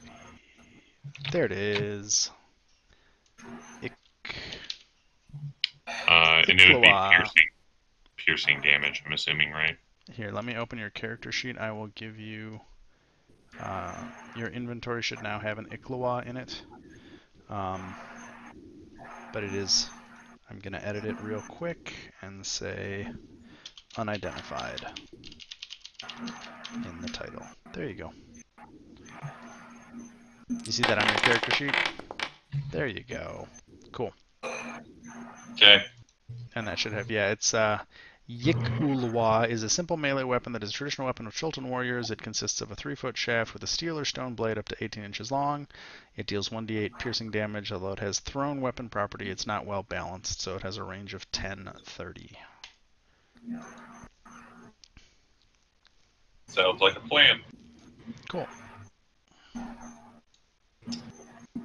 Do you guys want to do anything else in this room? Investigate further, or do you want to move on? You said there's like those trunks and stuff over there on the other side of the wall. Is that real? Yeah, I mean, there's all the furniture in here is in here. So there's the barrels, the trunks. I'm just gonna go. I want to go and look through them, see if there's any like books, or if there's papers or any kind of information. Yeah.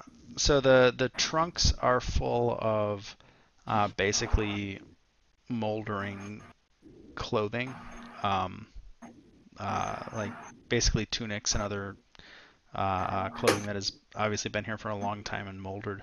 The barrels, there's some sort of... Any like symbology on those? Any symbology? At this point, they're too degraded. Okay. To even tell. The barrels, it looks like the barrel to the north has various arrows and such in it. The barrel to the south is full of what you could guess a long time ago was maybe food, but it is now just a kind of mass of refuse. The bookshelf to the south there's really nothing particularly interesting left in this room at this point. It just looks like an old armory / guard station that there's not a whole lot left in. I just wanted to make sure. Yep. Okay. Then I want to move on to this room.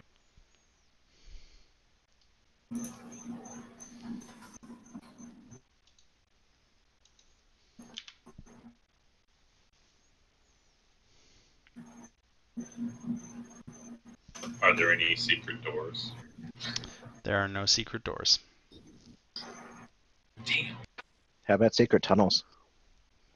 I was hoping there was like a secret tunnel out of the bottom of one of the chests or something.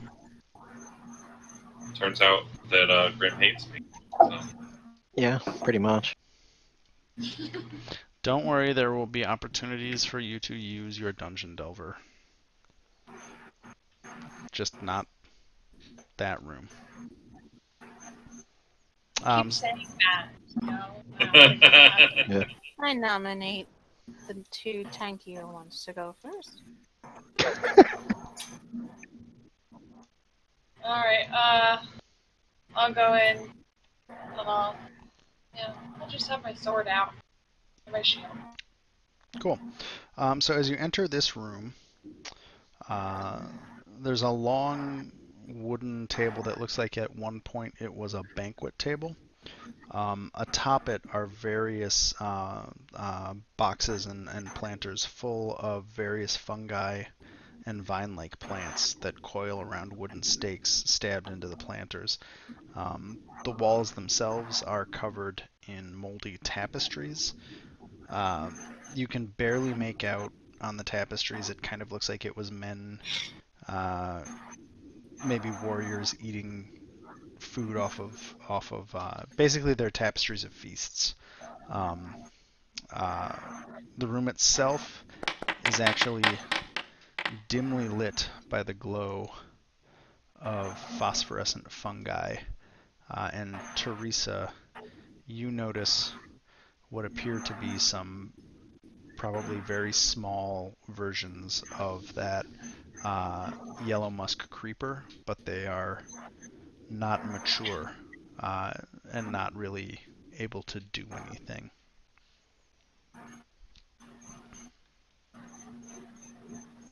So kind of like yellow musk creeper saplings, if you will.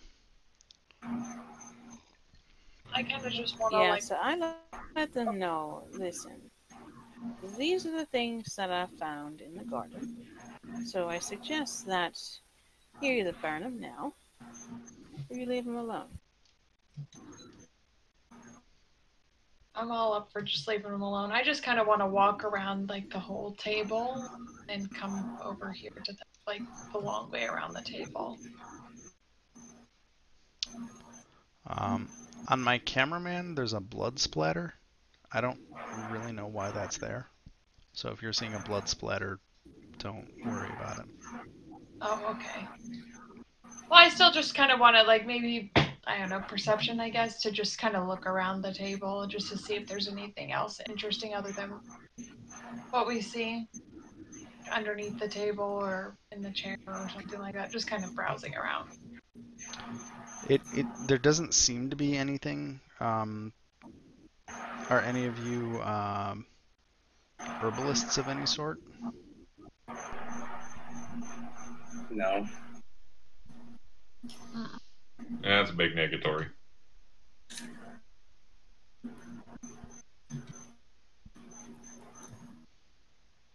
Cool. Then really it just looks like a whole pile of mushrooms being cultivated in this room. There's the yellow musk creeper vines. There's a bunch of other varieties of fungus. It looks like somebody has basically created a fungus greenhouse in here. I don't know if greenhouse is the right word for that, but that is what this room looks like. But are they edible? You can certainly eat one and find out. But is there a secret door? There is not a secret door. There is a very obvious door to the west. All right, I'm gonna open that door. Cool. Let me move my camera so I can see what you can see. The joy of stuff. So, yep, okay, cool. So Yaza, what you can see is that this is a fairly large room. It's got 2 rows of columns in it. That's what those white pillar-looking things are. They're covered in vines. There's a pool of water to the west. That's because this whole place is actually at a bit of a tilt. Tilting down to the west, so as you walk further to the west, the slope of the floor is going slightly down because the whole palace sank into the terrain here. There's a throne that you can just barely make out to the north of the room. You can just make out to the south some broken, a pair of broken double doors. From where you're standing without going in the room, that's about all you can make out. So there's a murky pool of water to the south, and you privately rolled some dice. Let me look at my thing. Oh, are you shooting at that edge of the creature you can see in there? Yep. Cool. So that attack will go off. Then I guess everyone can roll initiative.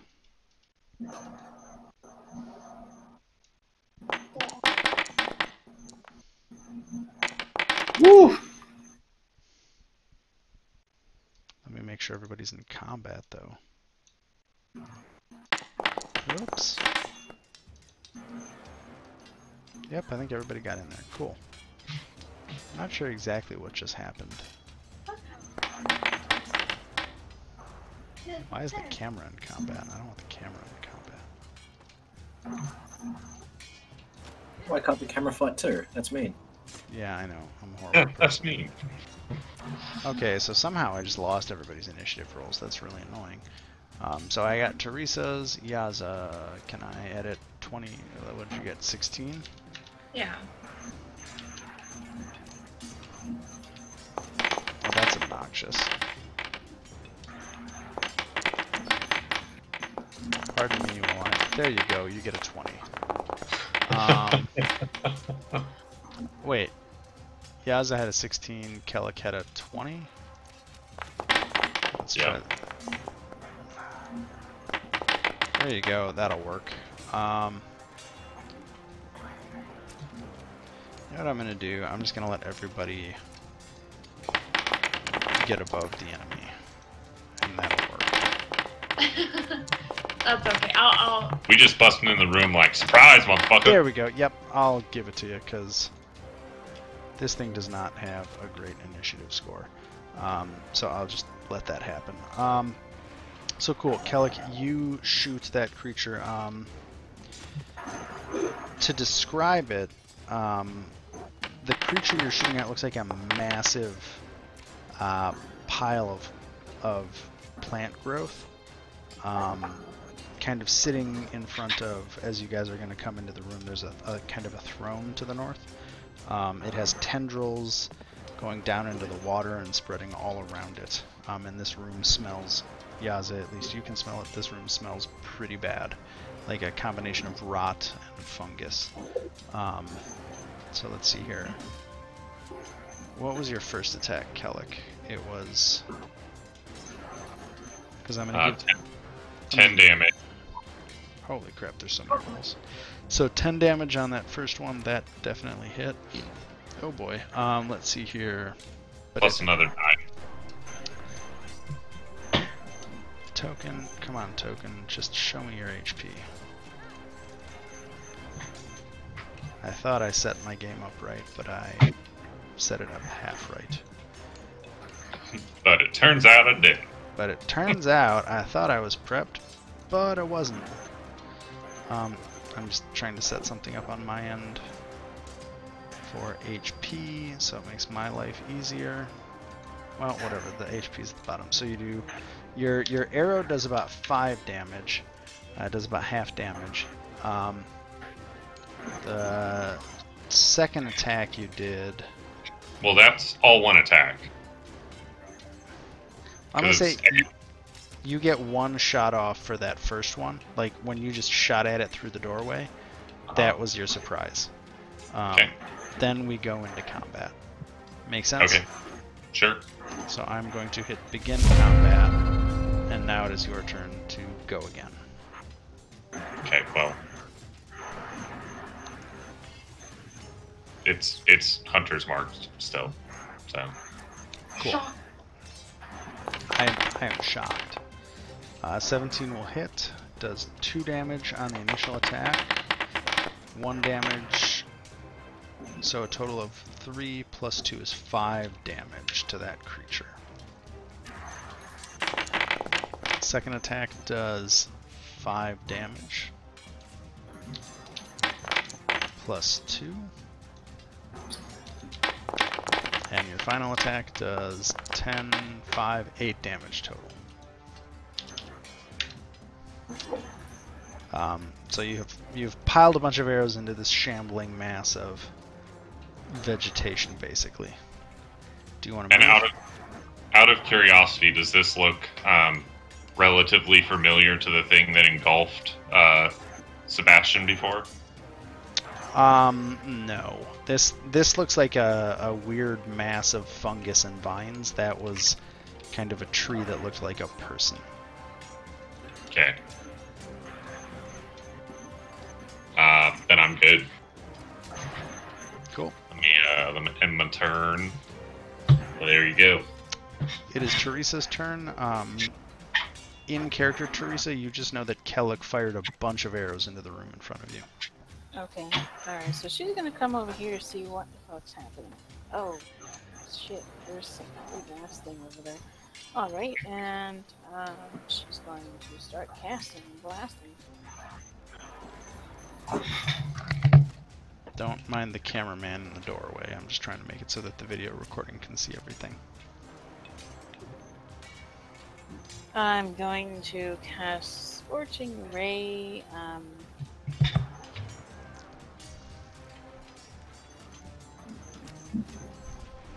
Spells. Oh, that's good damage. Oh yeah. The first ray, does that hit? Yeah, that was pretty nice. Your first ray blasts in and burns a little bit of the... burns a vine off of this guy. Second one. That was even better damage. Next Again, one. Teresa's going for MVP of every fight this time, man. Third one.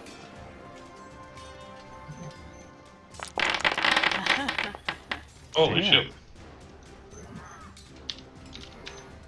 There you go. And that's my turn. I think it'll be Yaza's turn, and then Teddy, you're on deck. Okay.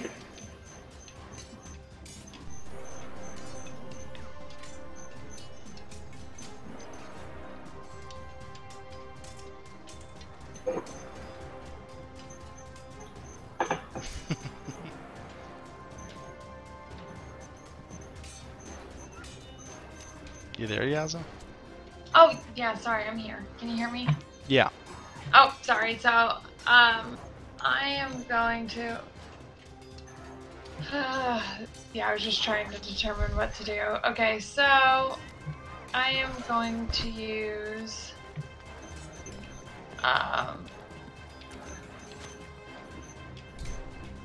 Yeah, so I'm gonna move. Okay. Into the room, for good or for bad, because I do better up close. Move 30. Alright, then... So, it's 15 feet away from me? Yeah. Yeah, it's 15. Okay, I just wanted to make sure.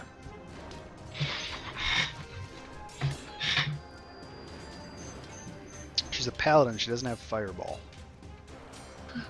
I wish I That did. you know of. I was like, I wish I did. I would totally use it. I would use it every time. I do have to look up Order of Vengeance, but not sure that's how it works, bucko. You can't contain Sereth.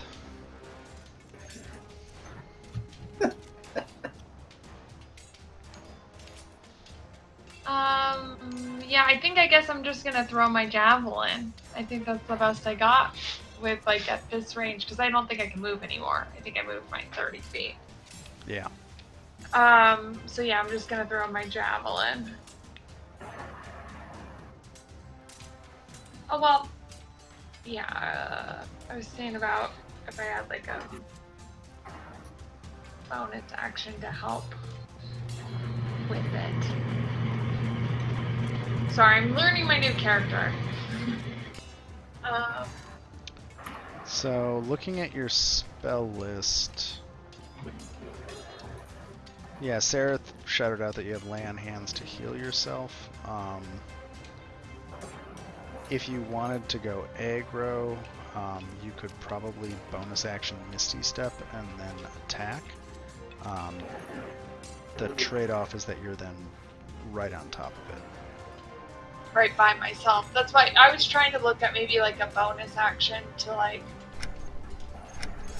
give my javelin more. But I'm just gonna throw my javelin for now. We're just gonna go with that. Okay. Because now that I'm in the room with it, I don't think that I should.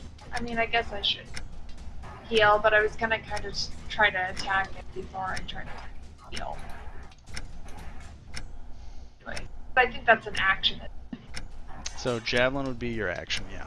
Yeah. Then that's what I'm saying. And can't do lay on hands as an action as well. Okay, anyway, rolling. So 21 will hit. It'll lodge into that guy for 3 damage. Okay, resistant. Piercing. So that's move and act. Do you have a bonus action you want to take? No, but I can attack him.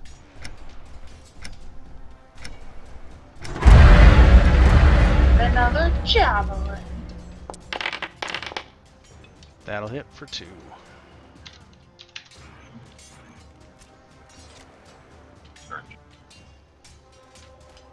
Oh, I'm done. Okay. Teddy, you ready? Yeah. It is your turn. Okay, so I'm gonna go. Okay, I know it's been. Wow. I need to. Okay. I'm gonna go. Hereabouts. Okay, how far? That was 15 feet. Yep. 10 feet. Guess I gotta go here. You can go 30 feet. So you can make it just through the doorway, I think. So you can get like there. Yeah. Okay. Oh yeah. All right, I'm going to. Ooh. Okay, I'm just gonna. Guess recast my.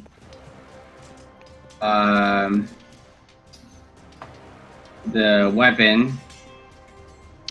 Your weapon of Gotta spirit. find it. A weapon of spirit.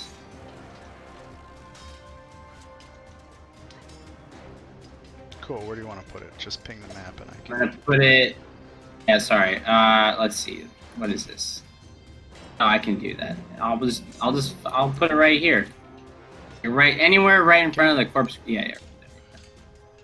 So that's your action and your movement. Your bonus action would probably be to use this spiritual weapons attack. I guess I'm gonna do that. 1d20 plus 7. I think 24 is gonna hit. Yeah, 24 will hit. I have to make an attack for spiritual weapon for you, I think. So it's 1d8 plus. Or Yeah. So 8. Force damage. Okay, cool. that'll be my turn. Tressum, I'm gonna. Did you want Barry to do anything? Not for this fight, no. Cool. Okay, it is my turn. So, which feature am I going to use?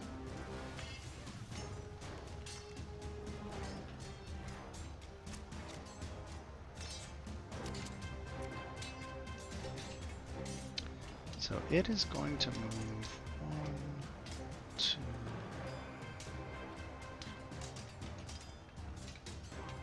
Fun. So it is going to move here, and it kind of, the whole body of this thing shudders, and it releases just a cloud of spores. And I need Yaza and Teddy to make a wisdom saving throw. Oh boy.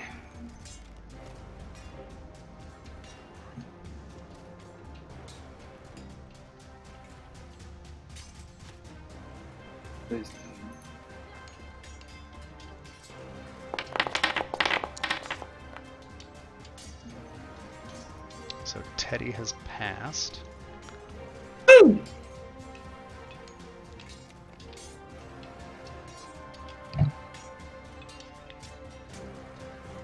Hey, sorry, I just realized I was on mute. Where can you see like what saving throws you get advantage? Yeah, so if you click on your token, Yeah. if you look up to the top left of the screen, it'll say like inventory, spells, feature, skills, saves. If you click on saves and then just click on wisdom, it'll give Oh! you. Yeah, there's like a hot menu. There's also technically an action bar. You also passed, so Great. Well, because if it's checked, does that mean that I have advantage on it? That's proficiency in it. So that's your class Oh, proficiencies. Okay, for saves. When you look Yeah. under saves. Yeah, so like when you click your token, as long as you're focused on your token, you have a hot menu up to the top right. There's also technically a utility bar or a hot bar to the bottom right. I haven't really talked about that because I haven't played with it at all, but I think you can drag character abilities there to just like hotkey run them. That is the Corpse Creeper's turn. It is Kellick's turn.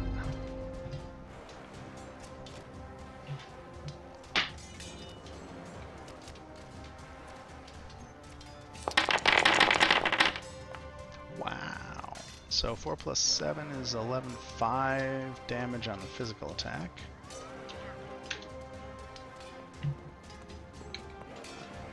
I actually had to move first, but Yeah. it's alright. Hunter's Mark. Well, yeah, I forgot. Sorry. So that's I was trying to use the that bar you were talking about. So I was like, oh, cool, yeah. I told you there's a hot bar and you were like, hot damn. 2 damage on the second attack. 3 damage on the second attack. Cool. So that's move, act. Do you have a bonus act you want to use?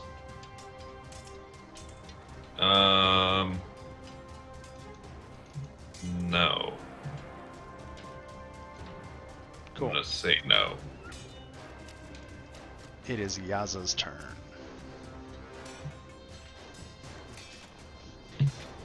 Actually, at the end of your turn, Kellick, sorry.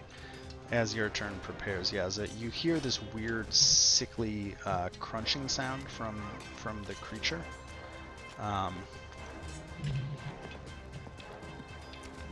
have to roll a d6 real quick.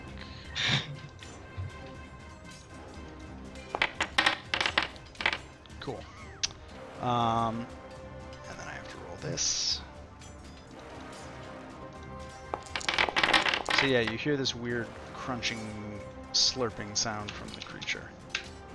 And it is your turn, Yaza. Okay,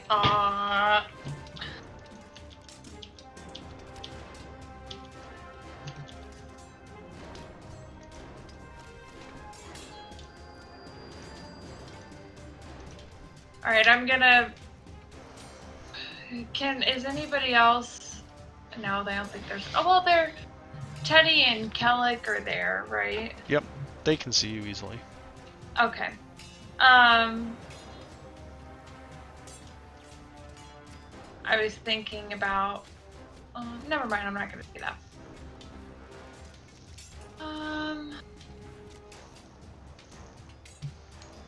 Yeah, I'm going to cast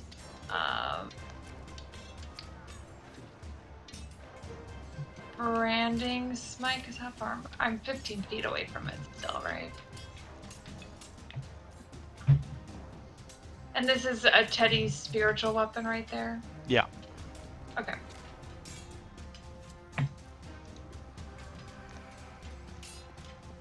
I heard that slurping sound though. So you're bonus acting to branding smite on yourself? Yeah, that's what I think I'm gonna, do. Okay. So that way when I hit it, is it a ranged spell? I think, Branding smite is self. Yeah, I just don't know why it rolled anything, because the next time you hit a creature with a weapon attack, I guess the weapon? So it's giving you, yeah, you can kind of ignore most of this. You just get, we'll just say that 8 is the bonus action, bonus damage. So Okay. just roll your normal attack and we'll add 8 radiant damage to it. Okay, sounds good, because I was like, why is it attack? So the first attack, that 8, that kind of Doesn't hit. Yeah, the pillar gets in your way. Okay. So your second attack hits, it does 6 damage slashing. Do you have a magic weapon or a normal weapon? I think my longsword is It's just, just normal, normal, but it's so- radiant now. Well, so you do 3 normal slashing damage and you do 8 radiant damage. So you do a total Oh, of yeah. 11 damage to it. So there you go. But this spell, the branding smite is for a minute, so each round is. So it's the 6 next seconds? time you hit. So I think it lasts for a minute, but it expires once you hit. Does that make sense? Oh, okay, yeah. Yeah. Okay. So that's bonus act, move. Yep. Oh, I should end my turn. Teddy, it is your turn. Teresa's on. Or no. I'm gonna get Tressa out of here. Yeah, all right. It's slightly like glowing, so then even though it's really dark in here, it's a dim.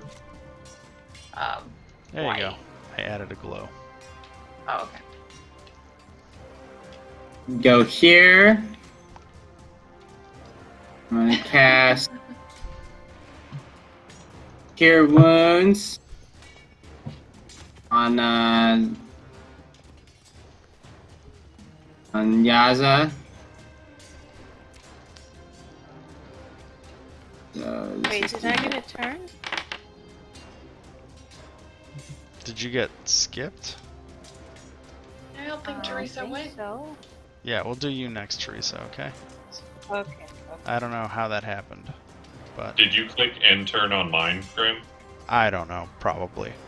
I probably hit next turn and somebody hit end turn. So that's 10 healing to Yaza. Thanks. You're welcome. Okay, then I'm gonna finish my turn with the spiritual weapon. I'll move it there. Does that work for you? Thank you. You look Go. real good now. Fucking Jar Jar. God damn it. Is it 1d8 plus 4? Right. Yeah, we got 6. Cool. At the end of your turn, Teddy, you hear another weird, or well, I guess everybody in the room hears another one of those weird squelching, crunching sounds from the creature. Okay. On my turn. And then Teresa, it'll be your turn. Okay, I'm gonna move into the room. Come up here. Oh, Can you hand me the player's handbook? there we go. My God, is Rio looking up rules? Okay, and I'm gonna blast him again. I'll get it. Don't worry about it.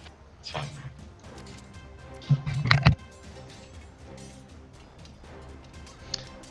Rio, can you see the compendium?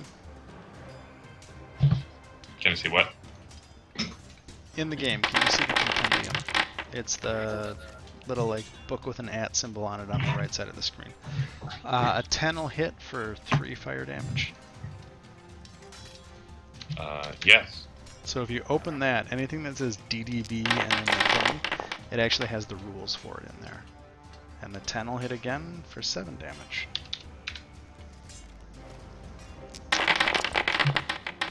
And the 9 will miss. That just kind of, there's too much moisture on the plants and it just kind of fizzles out.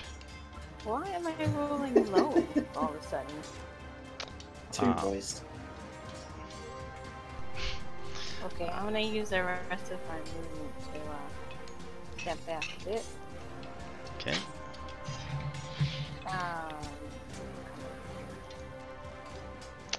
It is my And that's turn. my turn. Let's see here.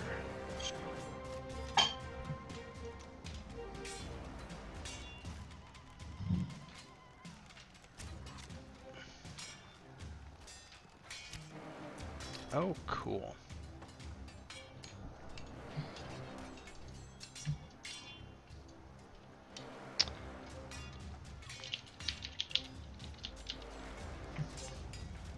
So the first thing the creeper does is it spits out of its body.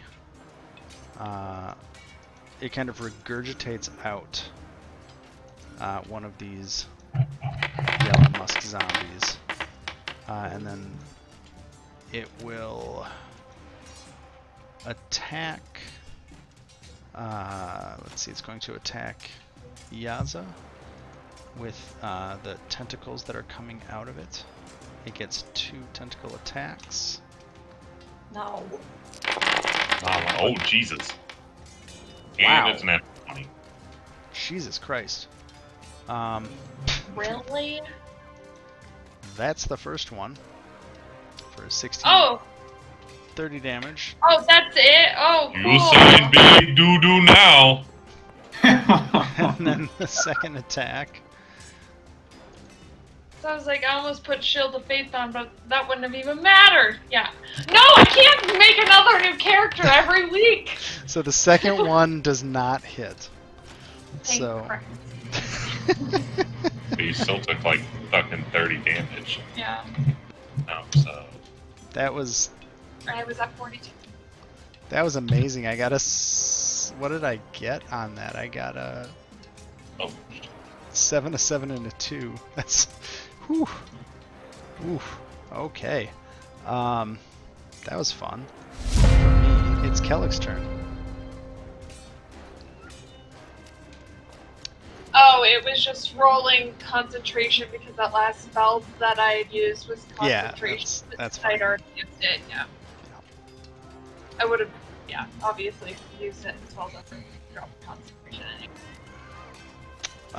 Yeah, Kellick, it is your go.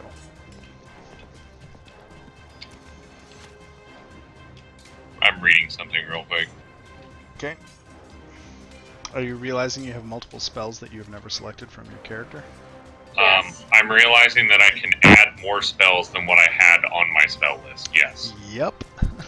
But I also don't have 3rd level spell slots from the look of it, so I can't use a lot of the fancy ones yet. You're a half caster. Yeah. So. Which is, I mean, well, yeah. You have a lot of other treats built into your character. A lot of what? Treats built into your character. Oh, yeah.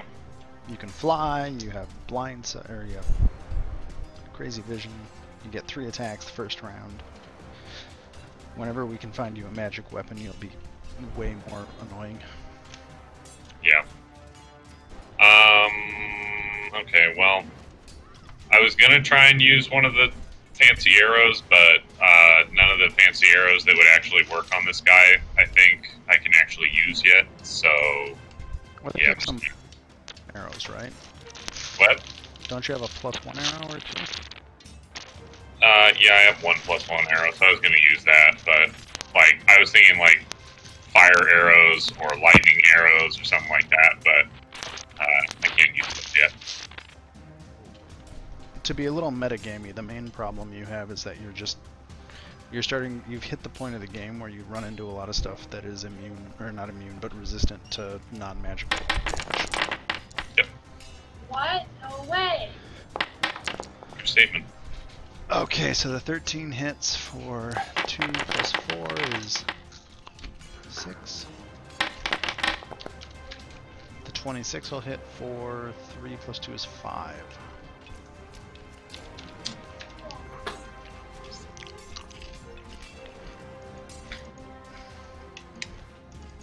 Damn you, cameraman. So it's pretty much, at least against all these undead. Undead are not known for their high AC. Yeah, this guy is starting to look... He's been taking a beating.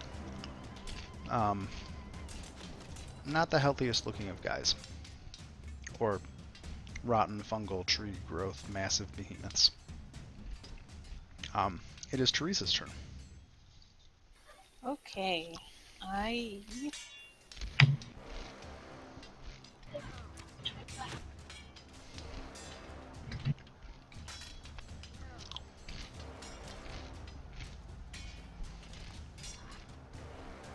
I'm going to choose to upcast Scorching Ray.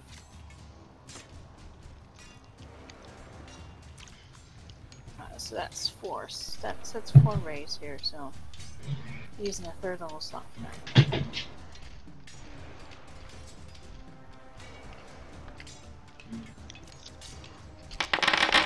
Oh man, what the hell? That sucks. That ray goes between the pillars and the zombies and the stuff. There's just too much in your way.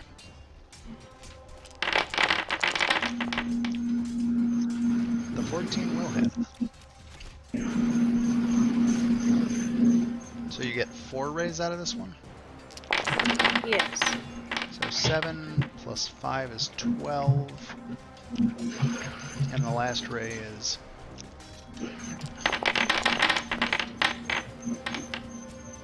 So a total of 17 damage. Okay. Yep, and this is my turn. It is Yaza's turn. Alright, yeah, so I'm gonna do what is needed here, and I'm going to, use, I don't know if it'll come up if I use it, but lay on hands, and I'm gonna heal myself.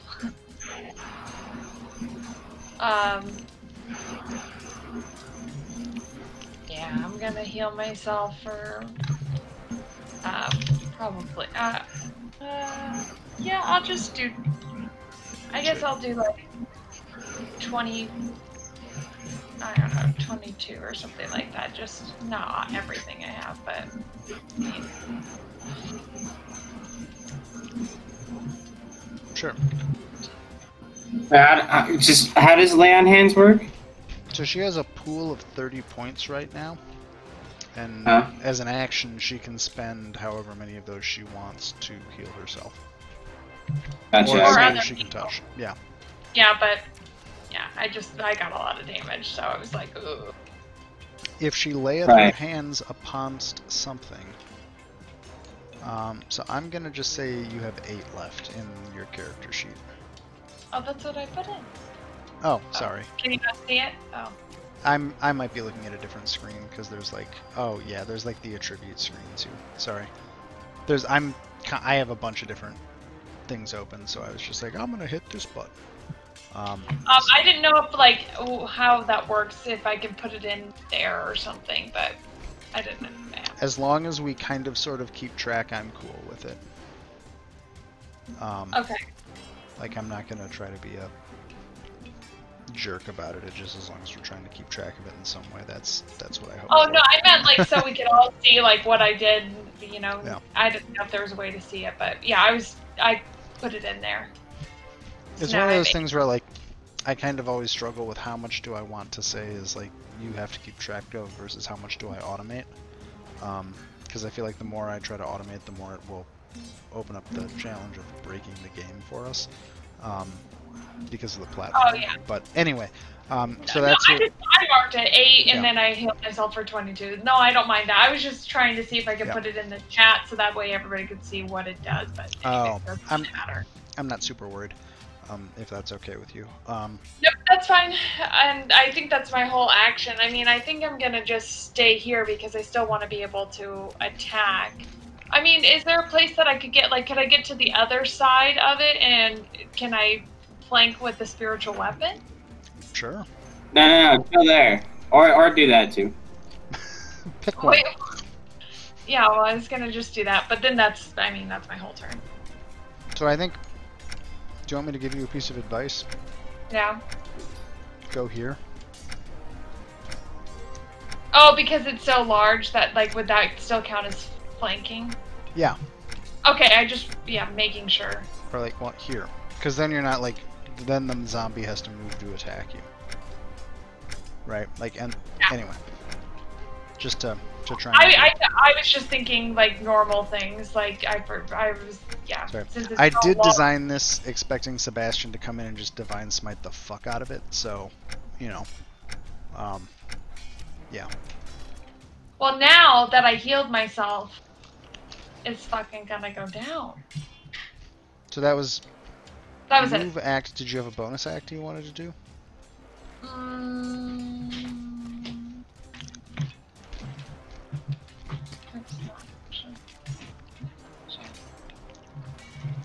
Oh, I guess I could do this.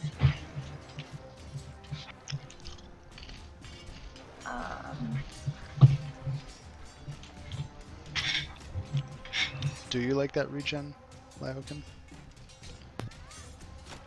I do. Yes, it's great. I thought this was going to be a stupid monster, and then I read the rules on it, and I was like, oh no, this is a fun monster. Okay. Since it's 12, I gotta go, but I'll tell you my last action. Okay. I'm gonna upcast Scorching Ray again on it. Okay, thank you. Alright. See you later. Yeah. Have a good night, Teresa. Thank you for joining.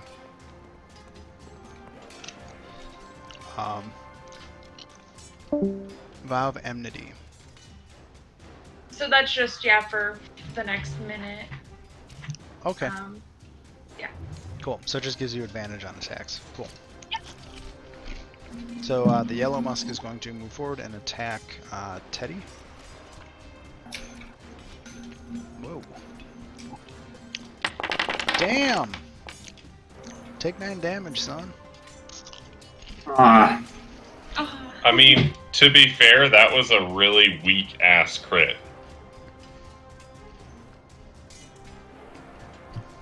isn't it my turn?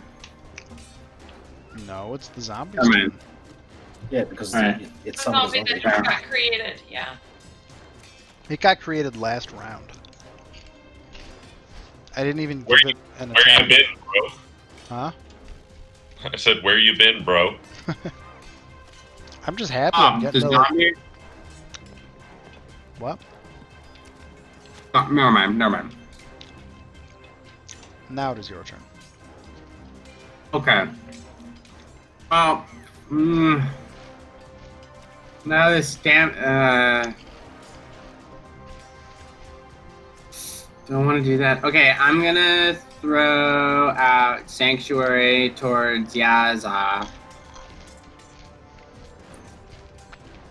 So there you go. That's my bonus action. Oh, nice. And then I'm gonna cast. I want to do that.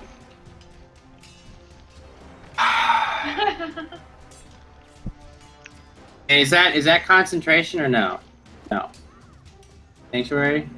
No, it doesn't say. No. Sweet. It Okay. doesn't look like it. Spiritual weapons concentration, right? No, spiritual weapon.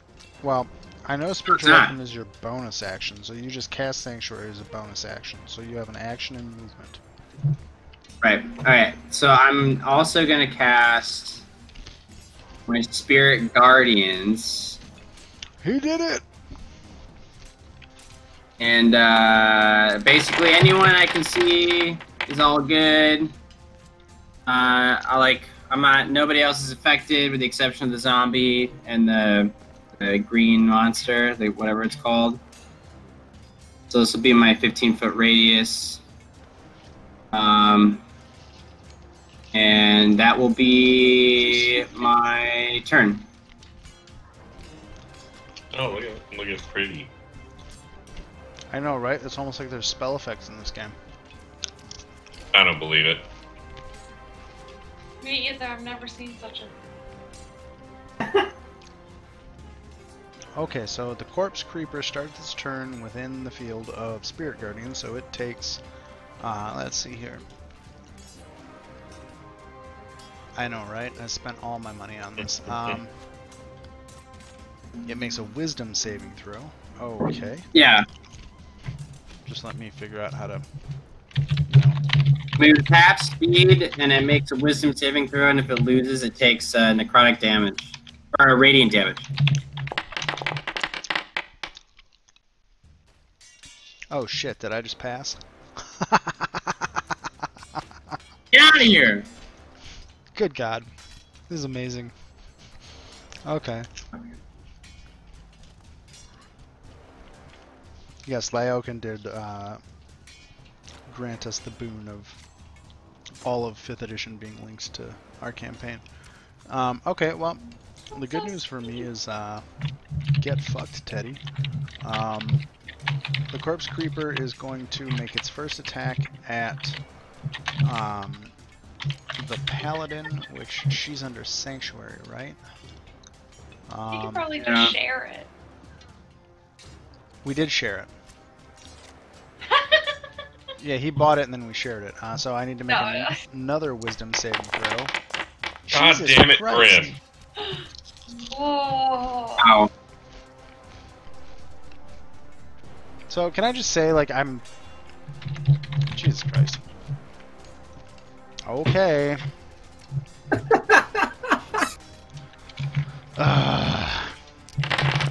that doesn't hit. The second attack goes to Teddy.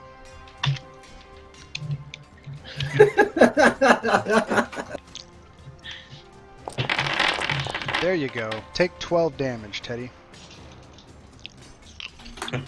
Not only Alright. fuck you on your Spirit Guardians, but also fuck you on this attack. And also, you guys now know I'm rolling in the system, right? So I'm not even fucking doing this. It's not like I'm tipping the dice on my fucking desk here. Sure. For a while there, when you were rolling with real dice, I swear you were rolling them like to be shit. I pulled a few punches at the beginning. I'm trying to pull less punches as we get further in the campaign to prepare you guys for the end of it. Makes sense. Wait, I have to roll a concentration check? No, don't. Just fucking... It does Okay, have for every sorry. spell. I don't Don't know worry what that about it too was. much. I don't really care. It's Kellick's turn.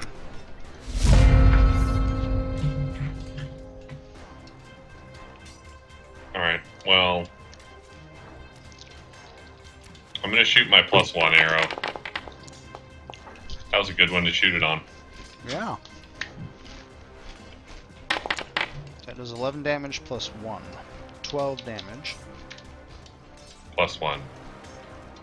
11 plus 1 is 12. +1. Because it's the +1 arrow, Okay, gotcha. hunter's mark.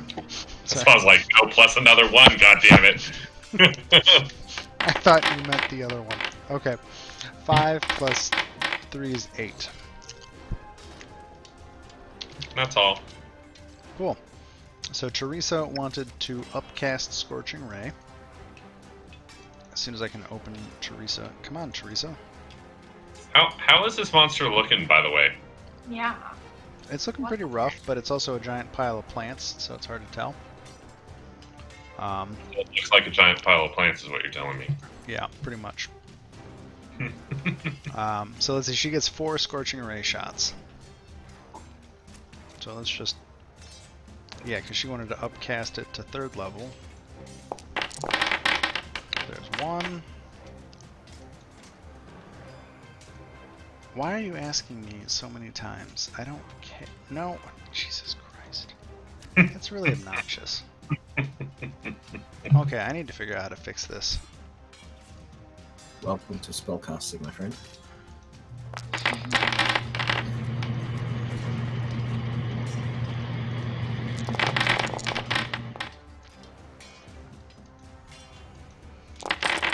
So, let's see what she did here. She did 6 plus 6 is 12. Miss on a 9 plus 5 is 17. And Teresa, continuing her streak, fucking killed it. So Teresa is yet again MVP for this battle. Teresa's 3 of her 4 Scorching Rays sear into this thing and burrow through it, flying out the other side. One of them, Yaza, does hit you, but given your unique heritage, you just kind of brush it off. The others go through and sear the wall behind you, and this creature crumples to the ground. Spilling out of it as it comes apart are a pile of humanoid corpses. But I just realized combat's not done. Yeah, a zombie left. It is Whatever. Yaza's turn. Yeah, so now that we have that guy dead, I'm going to walk over to the zombie. But she flanked him. Oh yeah, flank the zombie.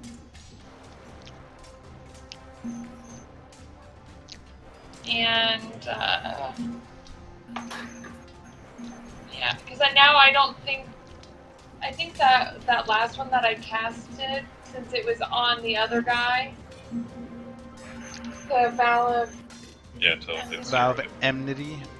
yeah. So since it dropped to 0, it's that other creature. Yeah, I don't. Yeah.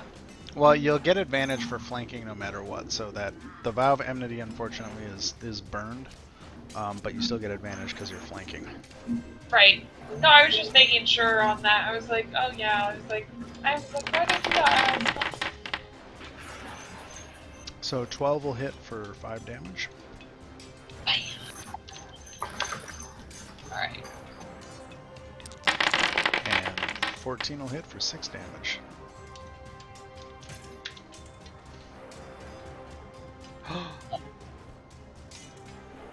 Oops, I'm sorry, did you have a bonus act?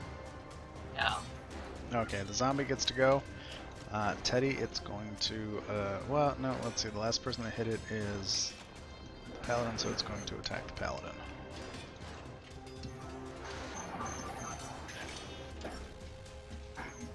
And look at that. Thud.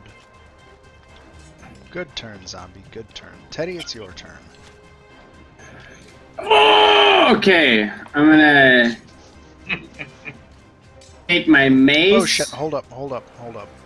I need to make a wisdom saving throw. I was gonna say, when does his, like, And it Oh, yeah. failed. How much damage does Spirit Guardians do? 88. 3d8? You want to roll 3d8 for me? Yeah. If you go to the chat window, you can just hit the d8 3 times and then hit roll. There's a whole graphical interface for this then you shit. don't have to fight? Okay, well. So you do 10 damage to it. Okay, now it's your turn. Your Spirit Guardians Alright. whack, whack, whack, whack, whack. They're And also my little confused squirrel. by Yaza. I want to hit it with my mace. As an action. That is a thing you can do. 21 will hit for 9. That was actually pretty good damage. Yeah. That was really good. A boomstick. Oh yeah. Those max hit. And then as a bonus action, I would like to take my spiritual weapon, my acorn, and try and shove it in its face. Please kill it. How much damage does the acorn do? 1d8 plus 4. Guess what? You hit it, so it's dead. Because it had 3 hit Ah! So you literally shoved an acorn up its nose to kill it. Nice. Boom! You guys have killed the corpse creeper and one of its zombies. The rest spilled out onto the floor.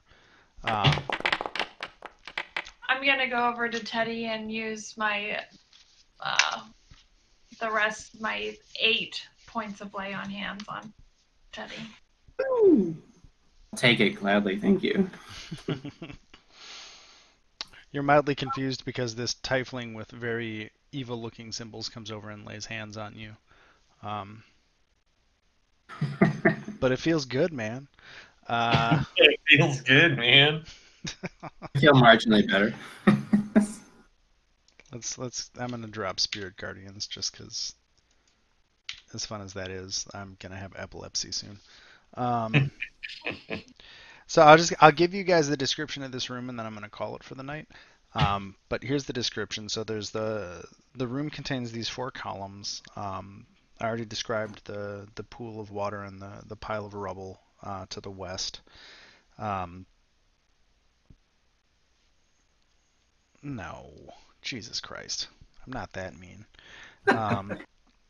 So the eastern wall, which you guys could not have seen until now, being distracted by combat and whatnot, it's carved to display the likeness of a formidable-looking man with a fiery sword, with legions of warriors in the background. Doors lead out of this room to the northeast and the southeast. Yeah, you came through that door. So the northern portion of the room you can see is dominated by a giant throne with a large platform with a throne upon it.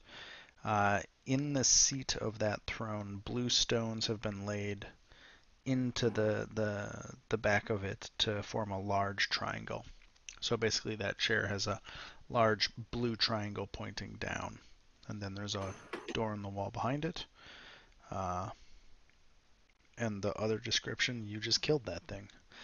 And I think that's a good place to leave it for tonight because it's 12:16. There you go. Thank you much, everyone, for coming out. Yeah, thanks for running. Yeah. Wait, Right. what was that picture again? Can you tell me? So I decided I'd write things down so I remember. Yeah, the description is so the eastern wall has been carved to display the likeness of a formidable-looking man with a fiery sword, with legions of warriors in the background. Zorzai.